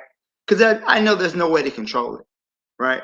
The reality is most black people deal only with black people. But you're never going to get 100% of all black people refusing to just date and intermarry with black people. That's just not possible. So if he say he want to mess with the white girl, man, whatever. I don't think that's a big deal. My only issue is that, and this goes from whenever somebody chooses to date outside their race, right? Whenever somebody tries to date outside their race, I don't like that they feel the need to talk down about the members of their race. That is something that bothers me personally, right? So whenever these black women ain't nothing, they're sorry, they ghetto, they hood. No, fuck you, right? These black men are all dogs, they're abusive, they don't take care of their family. Fuck you, right? So if you want to go date, go ahead and date. That's fine, whatever. But don't disrespect us, right? Don't try to put us all in a box. Don't feel the need to attack us and disrespect the people who you claim didn't want you, right? Black people are human. They have the right to reject you. But the thing is, you already stereotype your race, and maybe you saw the value in another race. I don't know this man's mindset. I know a lot of times with interracial relationships, there's a fetishization of non-black people. They believe that by dating someone outside their race, there may be a benefit. Oh, I can escape. I don't got to deal with this type of stuff no more. I'm gonna date me a snow bunny, whatever. But overall, to me, it's not really a big deal. If you want to date outside your race, man, more power to you, right? Just don't shit on the rest of us, right? And I'll leave it there. Thanks. Black still appreciated. True indeed. Yeah. Whatever you're gonna do, just make that your own business. Some of these comments before we get into our last panelist thoughts. We got a lot here. Trigger Happy says we need more than proximity. A community is strong when it's disciplined and organized. Marriage relations should be organized. Yeah, absolutely. I think Dr. Umar said it best. Marriage is a political statement. So you're saying something without saying something by marrying who you're marrying. Cheryl says there's a huge problem in the long run when they have confused biracial children who come into Black spaces and tell us how they have identity confusion. BBN says Quincy Jones said the most revolutionary thing about Black men could do is marry a white woman. If he did in fact say this, it wouldn't surprise me. There's always been this large rumor about Quincy Jones that he was in a relationship with old Hollywood star Marlon Brando, and that they would do coke and other degenerate things together. So It wouldn't surprise. I hope he didn't say this, but if he did, it wouldn't surprise me. I mean, at the end of the day, like look at his partners. Trigger Happy says that show black people are insane. We really think white people can love us. Oof. You guys are intense today, and I love it. Afro World says bedroom gentrification and bedroom colonialism.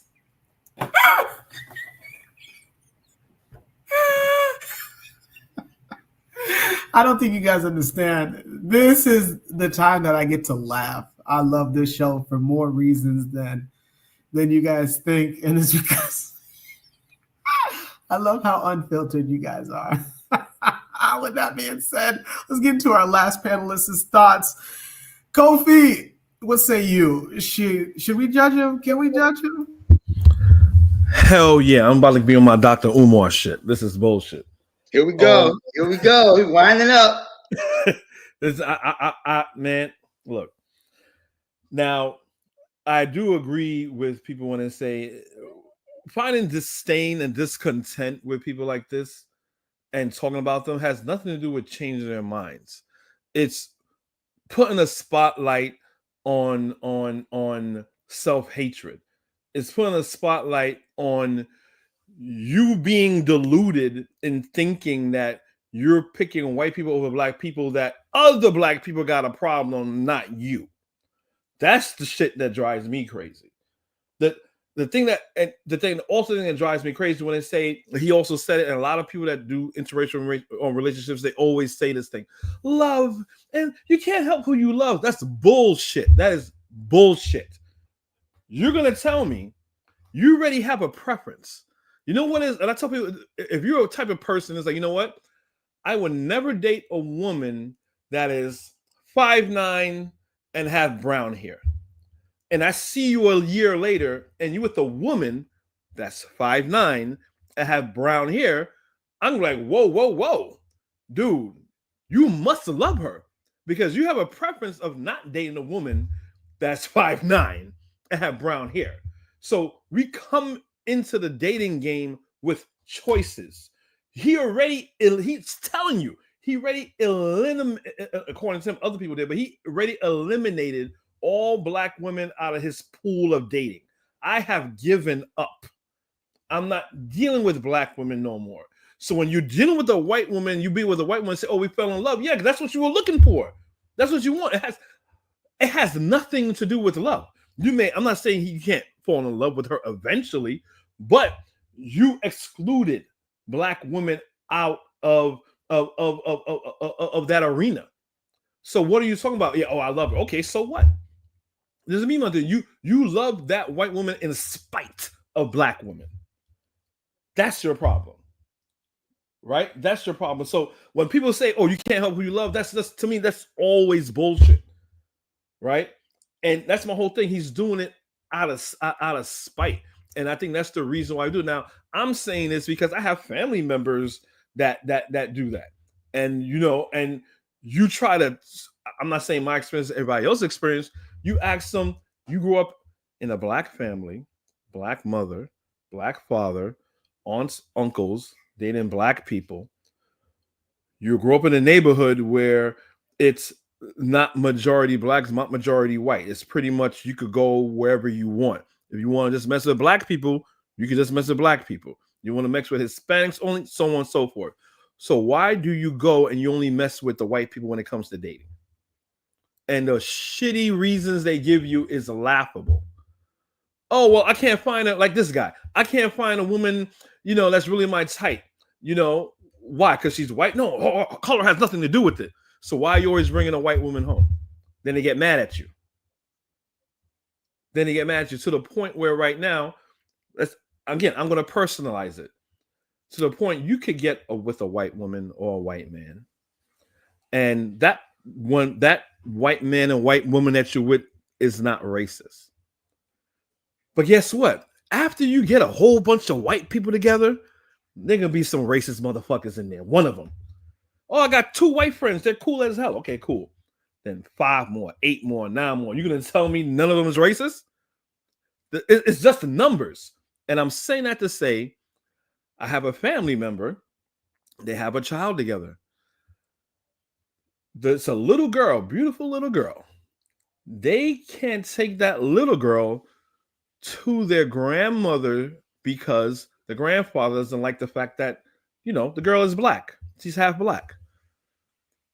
Not until like 2 weeks ago, it's the first time she's going to spend time and spend the night over at her grandmother's house. I don't know what they worked out, but she's like 7, and it's the first time she can spend the night at her grandmother's house. Right? So it's like, why am I going to put I love black women too much. Why am I going to put myself in that position? Why am I going to do that? You hate black people so much that I don't get it. So it really bothers me when people say, because then when we let them off the hook, we're basically saying, hey man, yeah, how you feel and what you're doing is valid. You know what I'm saying? Yeah, you could feel free to do whatever the hell you want. This doesn't make it right. I'm not saying this to say that he should date on black women. No, to me, he's damaged. What I'm saying is that you're not gonna bullshit us and saying that, well, you don't want me to love who I want to love. Because that's total bullshit. You have a self-hatred problem. It's like Lamar Odom. You know what I'm saying? Lamar Odom, I'm in Brooklyn, New York. Lamar Odom grew up in Queens. There ain't a lot of white people in Queens. You know what I'm saying? You kind of got to find them, especially the part of Queens where he grew up in. We grew up in the same part of Queens. All of a sudden, you go to college, you go here, you with a bunch of white women. Like, come on, man. Come on. This is bullshit. I've seen this over and over again. But one last thing, and I'll land the home right here. You guys were talking about, someone mentioned the Halle Belafonte. Oh, yeah, Buwana was talking about, you can't be, you've seen all these people. But Harry Belafonte was a part of the civil rights movement. Ivan Van Sertima was from my country, right? He knew he was with Dr. Ben and with Dr. Ben and Dr. Clark, right? John G. Jackson. He had a white wife. You had a lot of black people that we look up to that had white wives. So I'll kind of land it ended here. Does that make them, knowing how I feel about interracial relationships, does that make them less valid of a revolutionary because they spoke black but they slept white? And I'll just have that question, throw it out to the panel. Great question. Before the panel gets into that, one of the conversations from 2010's decade that I remember was that, referencing those quote unquote elders of ours. Let me not put quote unquote. I mean, they are elders and also ancestors of some of us, if not all of us. But were they black or Pan-African nationalists, or were they integrationists because of their partner choosing? Go ahead, panel. Respond if you may. Yeah, Look, I want to throw a little bit of a wrench in this conversation.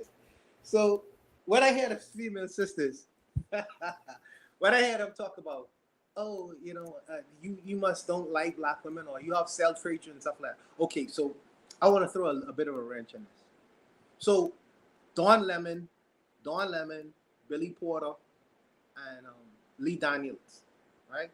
All of them are married to white men, right? So I don't hear the conversation saying, well, with the whole race thing, how come you didn't find no black man to marry? Yeah, it's like when the sisters have these conversations, I feel like it's fully from the perspective that they feel rejected. So now the black man have an issue because he's dating a white woman. So they feel a certain way about that, as they should be, as they should be, if you really look at it. But I don't hear the same arguments when they talk about Don Lemon. Oh, you love is love, or even when they swirling and having relationships with white men. I don't hear these kinds of arguments. But I just find it interesting. You never had to hear that argument. It's like, oh, how come he didn't marry a black man instead? Since it's all racialized and you're supposed to marry this black person, you don't hear these arguments. You don't hear them. But I don't know. Maybe it's just me. As far as Van Sertima and Shakanta Diop was also married to a white lady as well.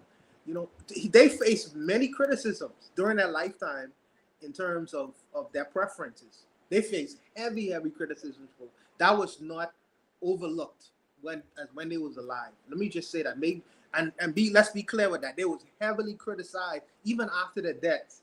But see, there's a difference between Van Sertima was a historian. I don't think that Van Sertima was a Pan-African. I think that he was a black scholar, but I don't know if he necessarily declared himself as a Pan-African. Neither did Shekanta Diop. Shekanta Diop was a scientist. I don't know if he was a self-declared person who was like, I'm a Pan-African, I'm a Gavi. I don't know. But even though his focus was towards blackness, I don't know if he was a self-professed, I am a self-professed Gavian. So I don't know if these guys were saying these kinds of things. Even in Nkrumah was married to a white Arab. You know what I mean? So, it was criticized for that during their lifetime. So it just you can say the same thing about Lumumba, but that doesn't mean that they were about their people. I mean, I think they did it more through their actions more than their rhetoric. Sure. But like I say, I don't hear this other argument with the sisters like, well, when it comes to Dawn Lemon, oh, you love is love. They all are married to white men, you know. But I don't know. Maybe it's me. But I'll leave it. So let me get in there real quickly in that sense. I'm gonna throw another wrench on this conversation. One, fact of the matter is that black communities in the Western Hemisphere specifically have a majority of monoethnical relation between each other. That's how there's 40 plus million in the United States and 150 million in Latin American Caribbean. That's a matter of fact. Interracial, what badly people are calling interracial, or better known as interethnical relationships, constitute less than maybe 5% in that sense. I'm throwing that data out of my mind.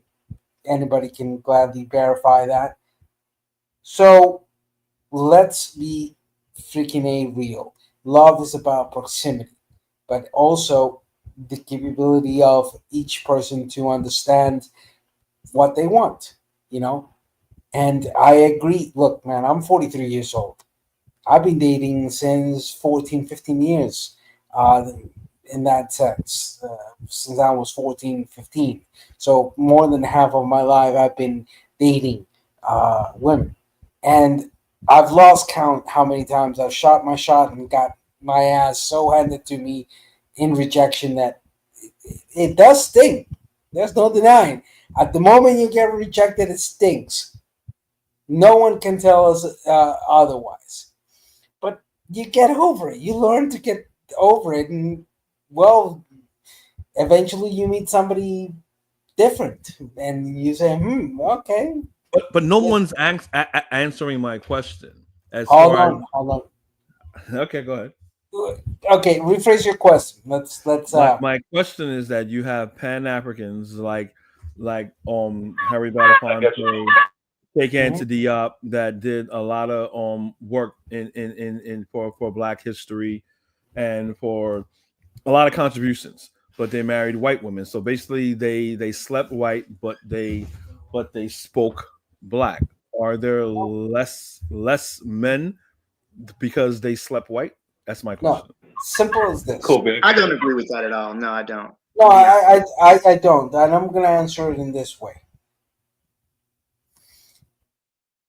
There is a context of proximity and reality of those individuals, and the reasoning or the reasons why they may have married white. It's up to their own reality. So it does not become a standardized guidance as to the reality of our communities. That's a fact. Look, man, I've only dated Latin American women. I've never dated a gringa. I've never dated an European. And I've been with Afro Latin American women. I was married to one, as well as I dated, white passing Latin Americans. So in that sense, it's just a question of context. So basically, you're saying that we should look at the man's work, not his personal life. But is it safe to say? But is it safe to say if you're saying you love your people and you love your people, does it make sense for you to marry your people to see the longevity of your people and your legacy, instead of your legacy being split up to someone that doesn't look like you, like your adversary? You know what I'm saying? Because if I'm saying, hey, I don't like, if let's say like Mandela when he came out, I'm not gonna mess with Winnie Mandela. I'm gonna marry me a South Afrikaner. Does that look wouldn't that look bad? That looks bad because you have to live what you teach. You have to be about it. You got to walk the walk as well as talk the talk. So to me, that was always something interesting. I have issues with that, but to me, I get it. I'm just gonna say as following. Sometimes we have to look at not only the words but the actions of those individuals, but at the same time we have to understand the context to which those actions were taken. And in some circumstances, we have to learn that the impacts of colonization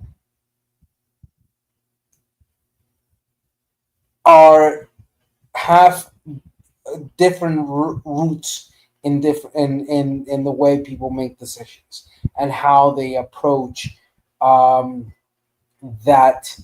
those particularities of societal relationships. But see, but this, so that's the thing.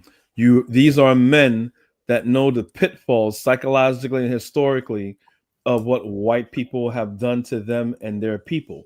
So why would you marry their people and have children with these people, again, continuing these issues and these problems? So people look at you as not genuine. And I understand people that look at them as not genuine, but again, it's something that I'm 50-50 with, because what they contributed to the black world, what they gave to the black world, like Sheikh Diab, he's a scientist, and he's the one that put the whole world on his head about Egypt being white. He did all the work. He used their science and their methodology, and it was like, hey, look, you cannot say Egypt is white no more. It is an African place. What I'm saying? Geographically, culturally, and everything, which is good. But if he sleeps white, it's like, you kind of gotta let it be. But I'll go with what Juan said. He never said he was a Pan-Africanist. If he's not a Pan-Africanist, then that's where I was kind of like, okay, I kind of guess he could do his thing. But a lot of people were mentioning, right? I don't necessarily know if they necessarily were Pan-African liberation, nationalists or revolutionaries, right? And if I can be so bold, why are we just talking about black men? Because there's plenty of black women who's out here messing with white dudes. Look at Nina Simone, Diana Maya Ross, Angelou. Maya Angelou. Thank you. What's the one chick? What's that chick name? Serena Williams. Diana Ross. Serena Serena Williams. Why is it that the brothers get so much scrutiny? Why? Listen, black women. Angela Davis. Angela Davis. Thank you. You know what? Eartha Kitt. Oh God, Eartha Kitt was like the divester, the original divester. Oh, but you know why? What is this quote true? She said she was trying to get with Harry Belafonte, and Harry Belafonte was like, "What can you do for me in my career?" Eartha Kitt said she was trying to get with black men, but they didn't want her. They wanted white men. They wanted white men. So she's using the same excuse that old boy using the video then. Yeah, I guess. Yeah, so the black men didn't want me, so that's why she went to South Africa to perform in apartheid. I mean, okay. Hold on. Harry Belafonte had what? 3 wives? Yeah. So shouldn't we do that same standard? I mean, if we're grabbing a standard of behavior, shouldn't that also be criticized on the fact that he married 3 times? type of thing. You know what? Wouldn't the logic extend in saying black man marries a black woman, stay on the marriage and have only one marriage? Life happens. I mean, but I think life happens, exactly. People are criticizing like the whole idea. How can you say you're for black people and then date outside your race? Like even going back to Frederick Douglass, I've heard people shit on Frederick Douglass because he married a white woman after his wife died, right? And it's because Frederick Douglass was very much integrationist. He was half black. Yeah, he was half white. He was half white himself, but because of the slave system, because back I don't know what's his background or what the hell. Hey, Black Steel, Frederick, he divorced his wife. Could you mute your mic, Disto? No, his wife died. His black wife died. They were married for they divorced. No, he was married several times. I mean, his black wife, the one who was married a long time, she didn't die. They divorced. No, she did not. Her name was Anna Douglas. She died. His other wife died, but the one he was with for a long time, they divorced. No, the black wife he was married to, she died. Look it up. He was married. How many times was he married? They divorced. Okay, look it up. Right, Anna Frederick Douglass, the wife of Frederick Douglass, she died. I've never heard anything about them being divorced. How many times was Frederick Douglass married? Once or twice?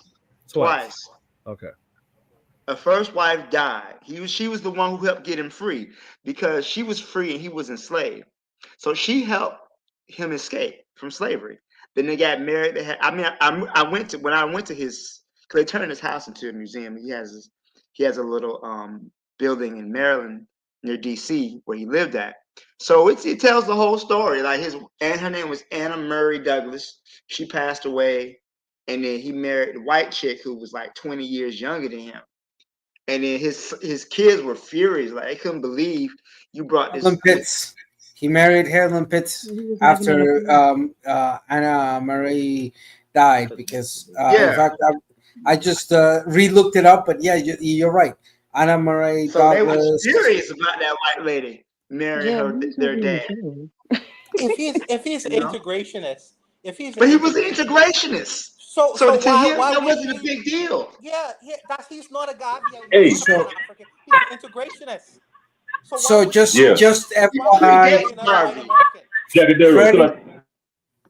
FYI, Frederick Douglass' first wife, she died of a stroke in 1882. They were still married. Like people say, just the rumors. But to me, like I say, does that diminish the work he did? I don't believe so. I don't. But again, yes, it does. I disagree with you. I totally disagree. I don't agree with that at all. He was having an affair. No, he wasn't. That's okay. It's crazy how we can sit up here and regurgitate rumors from over 200 years ago. Where's the proof he's having an affair? Where's the evidence? He's an integrationist. But where's the proof he was having an affair, though? He's an integrationist. That doesn't mean cheating on his wife. He's just integrationist. He believed that black people and white people coexist. They said the same thing about Martin Luther King. They said Martin Luther King was cheating on his wife and had white women up in the hotel. He wasn't cheating. He wasn't cheating on his wife, Martin Luther King, but he did. But before his wife, he did date a white woman. But that's not even the same conversation. But the whole thing about Frederick Douglass cheating on his wife, where's the proof of that? Hold on, exactly. I just want to bring this up so we clear it. When Anna Murray Douglass died on August 4, 1882, or 11/8/82, it was a year and a half of almost depression, and it was not until January 24th, 1884, that Douglass married Helen. So there was a span of almost 2 years where where. No. This is fact. No, I'm sorry. I'm reading what Vicari said allegedly. Yeah, between the death of his first wife and on his second marriage. So I think between a year and a half, 2 years after the death of somebody, of your first wife, and then remarrying, it's not uncommon even in that era, in that sense. Did he have a relation prior to the death of Anna Murray Douglas? Knowing the fact that their first daughter Annie died, at least what was it? 2 years before. Annie died in 1860, so about 22 years prior to the death of Anna Murray Douglas. So kind of difficult. Even if it is a rumor, he still ended up with a white woman in the end. So what is this conversation? All right. Anyway, I think it's possible for Black people to have. Someone's mic is on, but I think it's possible for Black people to have all the understanding of historical concepts, and they can understand history, but the psychological part, that's the post-traumatic stress syndrome, and that's how you can have Black people who can make contributions but also have a contradiction. That's where the psychological part it comes in, and a lot of times we kind of I can agree with overlook that. that part. So I think that's what happens in cases with Frederick Douglass and Nkrumah, and I agree with that. I agree with that. I totally agree with that. and Frederick Douglass was biracial, so that's a different concept. Emma took the words out of my mouth. That's exactly yes. Yeah, I agree with that. Because you cannot find like other groups. So you can't like really find like Chinese people, like other groups of people besides like Black people. They don't do that. So if you bring like, I remember one time was my friend. It was this I forgot what country she was from. She was somewhere from the so-called Middle East or whatever. She messes with Black people, but she was already in an arranged marriage. So they didn't even. We were walking her home, and she's like, "No, you cannot walk me in front of my house. We had to wait 2 houses, 2 doors, 3 doors down." Because if her uncles and her father see her walking with a Black guy, they're gonna be like, no. They're gonna insinuate and assume all these things. Why? Because they want to keep their culture and their race pure, right? So but we're the only ones that have to feel bad, like, oh, why are you being racist? Why are you being xenophobic or whatever? When everybody does it, the only way, I had a coworker, he was Jewish, and because he was Jewish, and it's a couple that works there, right? He says, I guess for him to profess his love for his Christian wife, he renounced his Judaism and he became a Christian. You know what I'm saying? These are things that people come together to make sure that their culture stays intact. And I'm not mad at them for that. I'm mad at us that we don't do that. But that's the thing. You demand. Okay, before we go into this, I just want to say, arranged marriages are bullshit. Let's just get it there. And no matter where the culture comes from, I've read a lot of analysis that there is serious problems with arranged marriages, especially when you do them when they're 12, 13 years old. That's just be a fact. So even if we can say, oh, well, they're sustaining a cultural practice, etc. Sustaining a cultural practice that is tantamount to selling off your children. Well, Well, okay, so this is there's a plain of discussion in that. Yeah, this is a Pan-African channel. So when we're talking about arranged marriages, we're not talking 12, 13 years old. We're talking about people who comes at age, parents know each other. I'm not for or against it, but it's whatever works for you. But as far as when I know and I understand, as far as arranged marriages, we have Jacadero on here. He's a continental African, but as far as my understanding is that there are 2 people coming together. Number one, the problem is that we're so westernized. Arranged marriages have nothing to do with love. It has nothing to do with love, and it may be, I'm not saying that those people don't love each other, but it has nothing to do with love. Love is secondary, because even in this country, marriage is a business. It's a union. It's a legal union of business, of assets being joined and generated together. So when we say, not saying you on this or whatever, but when we look at arranged marriages down, you know what I'm saying, from Africa and other places like that, it's kind of hypocritical, because it's just that you have a choice in it. Well, I'm going to use love as the metric to why I'm going to marry somebody, versus in Africa where you have people that, hey, look, yours two are going to marry each other, and everyone has a wife, everyone has a husband, all the kids. And I'm only going back to when Dr. Clark says, okay, when he was talking about arranged marriage, he said you went to Africa, and he says there was no orphanage. He said, why is there no orphanage? There's no word for the name orphanage. You know why? Because people didn't throw away kids. There was no such thing as old folks home. Why? Because no one threw away old people. You know, I'm not saying African culture in its entirety can't be changed and shouldn't, and it's perfect. But what I'm saying is, from arranged marriage in a cultural sense, because I married my wife for love. But if I was in a place in Africa where I come from an affluent family, and my wife was from an affluent family, and they wanted to make sure that these two affluent families keep on progressing, I would end up with an arranged marriage. But Here's the interesting, pretty much what it is. Kofi, if I may, real quickly, here's the interesting part, and I'm not trying to comment you. I'm just it came onto the table, and you really put yourself onto that one.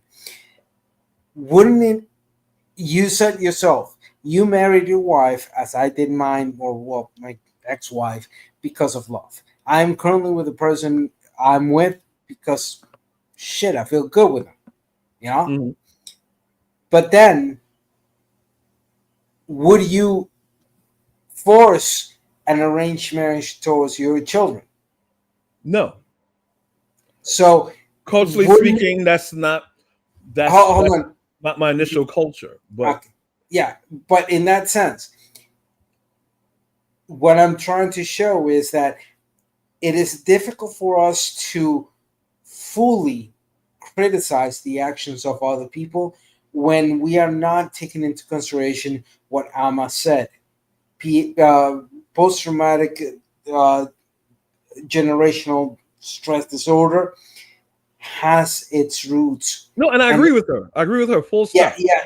And in that sense, in that way, we cannot. It's extremely difficult to put on the news the decisions of people like Harry Belafonte or others out there versus the actions of for example, Nelson Mandela with Winnie.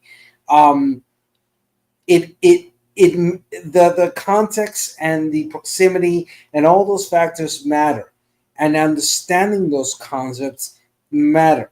And yes, those leaders, most of those leaders have contradictions, but where those contradictions originate, colonization, no doubt about that. Yeah, agreed. That's all I wanted to say. All right.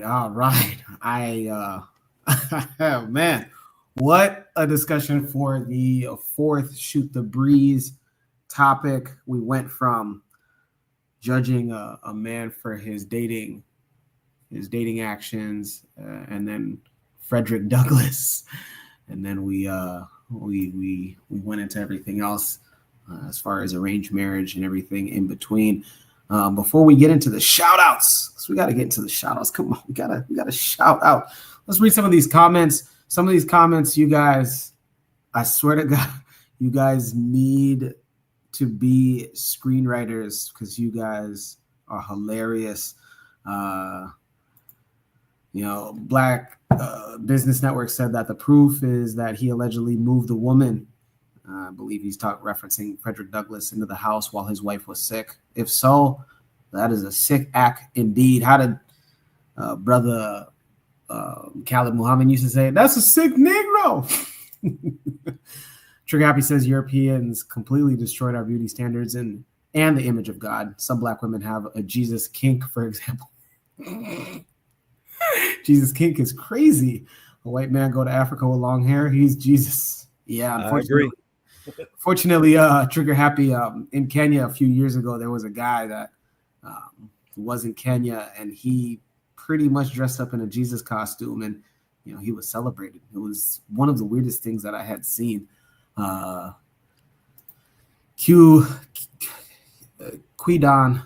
KW Don says that Frederick Douglass moved the white woman. Oh yeah, read that already. So that being said, man, you guys are awesome. Let's get to one of the best parts about ending this podcast is the shout outs. Before we get into the shout outs, I want to say once again that the Bitter Medicine Podcast has a Discord. If you're not already a part of it, join. Why not? You get a chance to add your own Shoot the Breeze topics that are selected each and every week. There's 99 members currently. Could you be the 100th? Could you? Yes, you. I'm talking to you. Come on. You're not doing anything anyways. You're just sitting on the couch, picking your nose, picking your butt. Nonetheless. So let's get into the shout outs. Let's start off with the man that they call a linguist or a self-proclaimed linguist. Disto, what shout outs that you got for us? Well, shout out again to the program. Great work in opening this type of discussions in every sense of the word. And right now, in my area, due to the rains and the flooding that is happening and the volcanoes erupting, shout out to my fellow first responders. It's been a few weeks where emergency after emergency after emergency, we've been doing what we can. And as somebody who is a first responder, currently functioning as reservist in my area, it's been difficult, but shout out to them. You in Costa Rica, Disso? Mm-hmm. Yep. All right. Okay. Peace to you and good luck to you, man. Yeah, it's been hard. We've gotten 3 eruptions, 182 floodings every single week, about 182 to 200 different incidents of flooding throughout the country. And the only thing we're waiting for is the big fucking earthquake to hit us, a 7.1, just to go the trifecta. Go back to Venezuela, man. Go back to Venezuela. No, shit is worse over there. Yeah, that is true. That is true. You can't go back to Venezuela. Yeah. Go north. Go north, my son. Go north. Hell no. I ain't going to Gringolandia with that orange dude there. No, thank you. Disto, I appreciate you.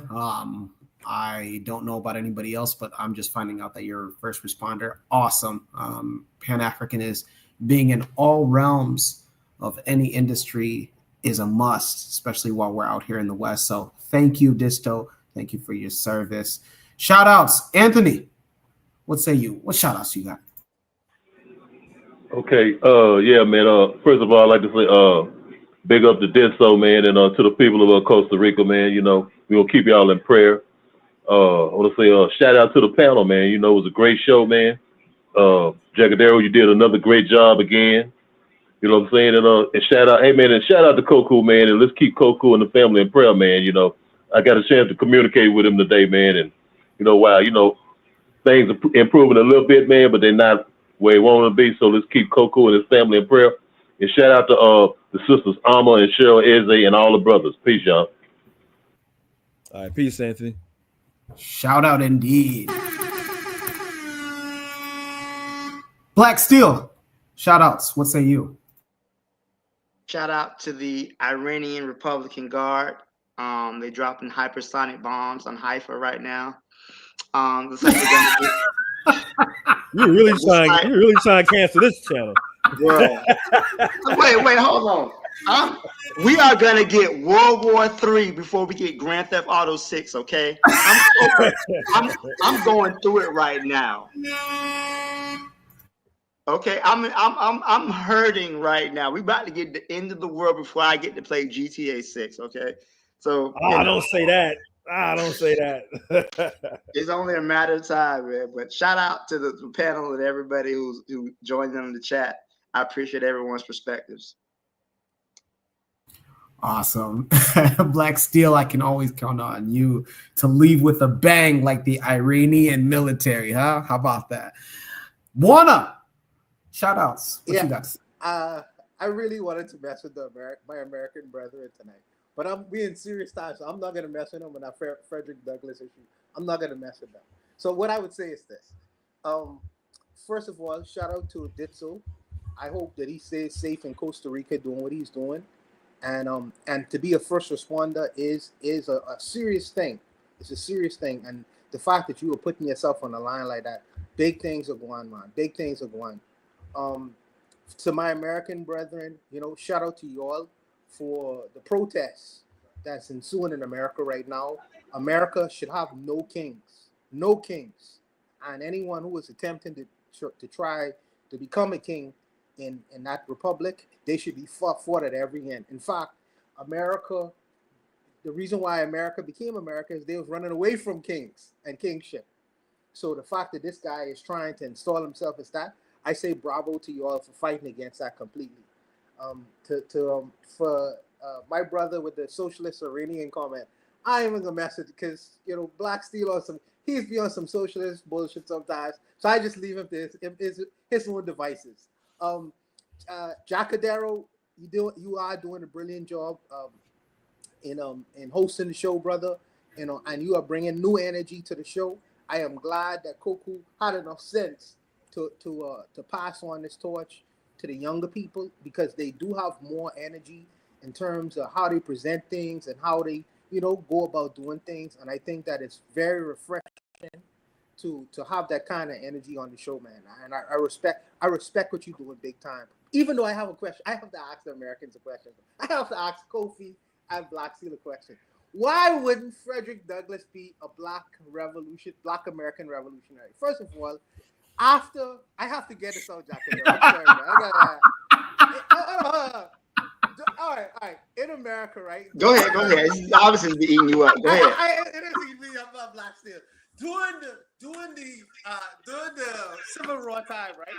They had Black codes that said that Black people can't marry white people and white people can't marry Black people. In fact, they had the whole idea that Black people is animals.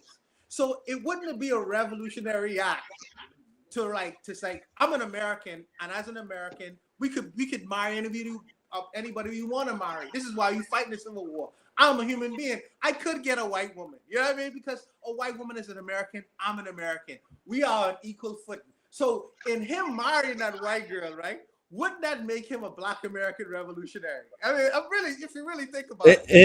In the bedroom, but human nature is people want what they can't have. So if I say there's 99 things here, there's 100 things here, and you can't have the one thing, you don't care about the 99 things you can't have. You worry about the one thing you can't have. But if you play into I only can marry a Black woman, wouldn't that be basically justifying what the Confederates thought? You know what I mean? No. Me personally, I'm saying he's a mulatto. He could do whatever he wants, but his actions, what I'm saying, were for Black, because his actions, I'm not gonna take anything away from him. He was considered a Black man. I'm not saying he didn't consider himself a Black man, but the fact that he is considered a Black man, and during that time in that space, he did revolutionary things for Black people. Like marrying a white woman. Wait. I don't think so. I think someone who's revolutionary, right? A revolutionary is somebody that challenges, that overthrows the status quo, right?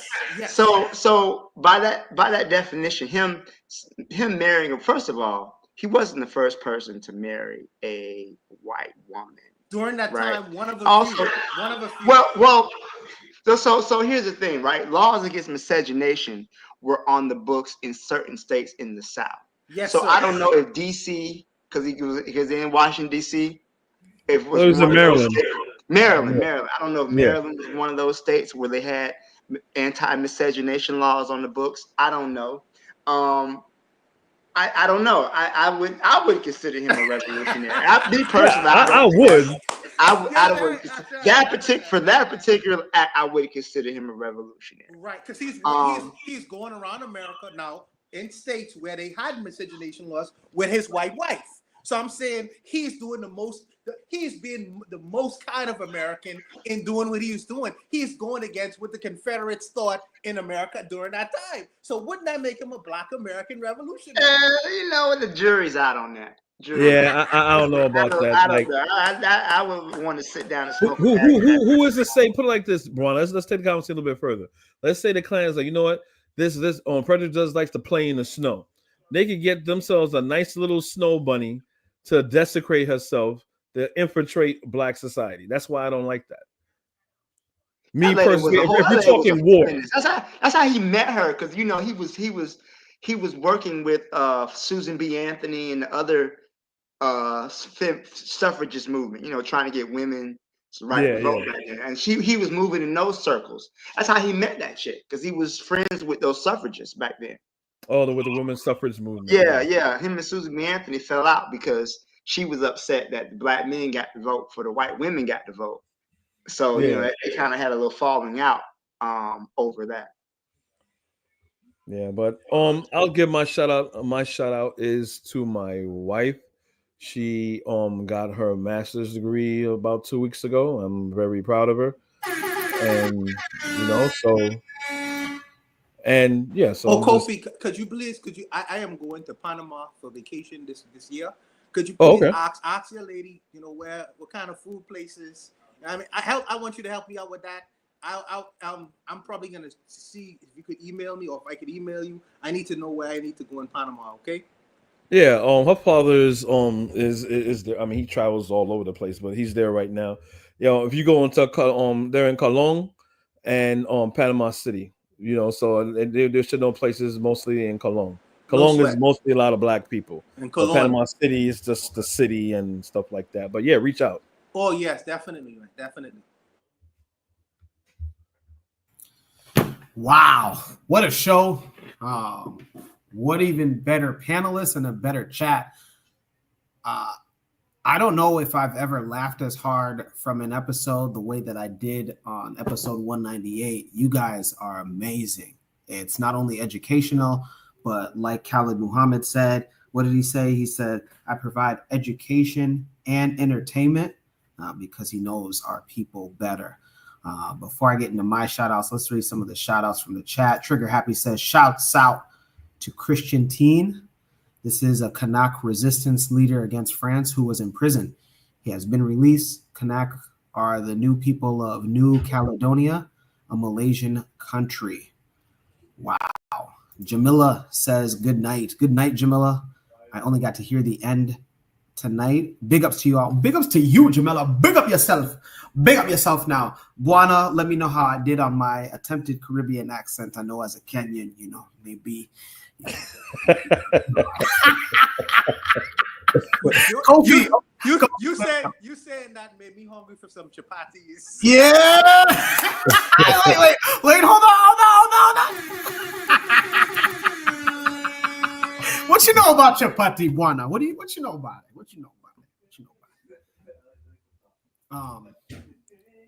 This was awesome. It's been an honor to serve you guys.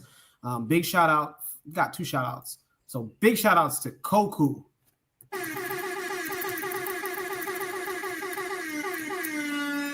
Big shout outs to brother Koku for allowing me to continue this. I'm going to call it a legacy, because you have to ask yourself, what other Pan-African nationalist station is doing what we do here? At the end of the day, especially those of us that live in the West, how often is it that we get the chance to express our ideas and views and come together, and even on the most serious topics, we get a little comical, you know, just to relieve a little stress. Man, this was an honor. Shout out to you, Koku. Thank you for allowing me to do this. Last shout out is what you see on the screen if you're watching, the Empowerment Network. For those that don't know, I, Jacadero, am based out of here in Omaha, Nebraska. The home of Malcolm X. And today at the Malcolm X Center, that's right, the Malcolm X Center. The Malcolm X Center is located around 33rd and Evans. That's exactly where Malcolm's dad, Mr. Little, built their home. And so every year, the Juneteenth parade and the festival is held at the Malcolm X Center. And I was there earlier today. What an awesome event. The performers that we had this year was Silk, for those that are from the 90s, 80s babies, 90s babies. Yeah, Silk performed today. And then comedians like Haha Davis were one of the stand-up comedians. A little fun fact, the Juneteenth festival put on by the Malcolm X Center is free. It's free to the public. The food is free. They do bike giveaways. They do raffle drawings. Man, everything in between that I'm not mentioning. The Empowerment Network. We are once again, the only and biggest Black organization here in the Midwest. Join us at www.empoweromaha.com. Every year we host the Rebuilding a Village Conference. This past conference held on May 16th was so much better. We got to celebrate our mayor. Again, we supported the first Black mayor of Omaha that was elected into office this past June 9th, Mayor John Ewing Jr. Again, big ups to the Empowerment Network for getting him elected. I don't think you guys can understand my excitement. It's an honor to serve the Empowerment Network, but it's even more of an honor to bring that to your guys' attention here at Shoot the Breeze episode 198. My name is Jacadero. This has been Shoot the Breeze episode 198 on the Bitter Medicine Podcast, part of KWAZ Radio. With that being said, I mean, there's only so much to say, so much to do. We got to go. You guys have a good Saturday night. Have even a better weekend. Let's go.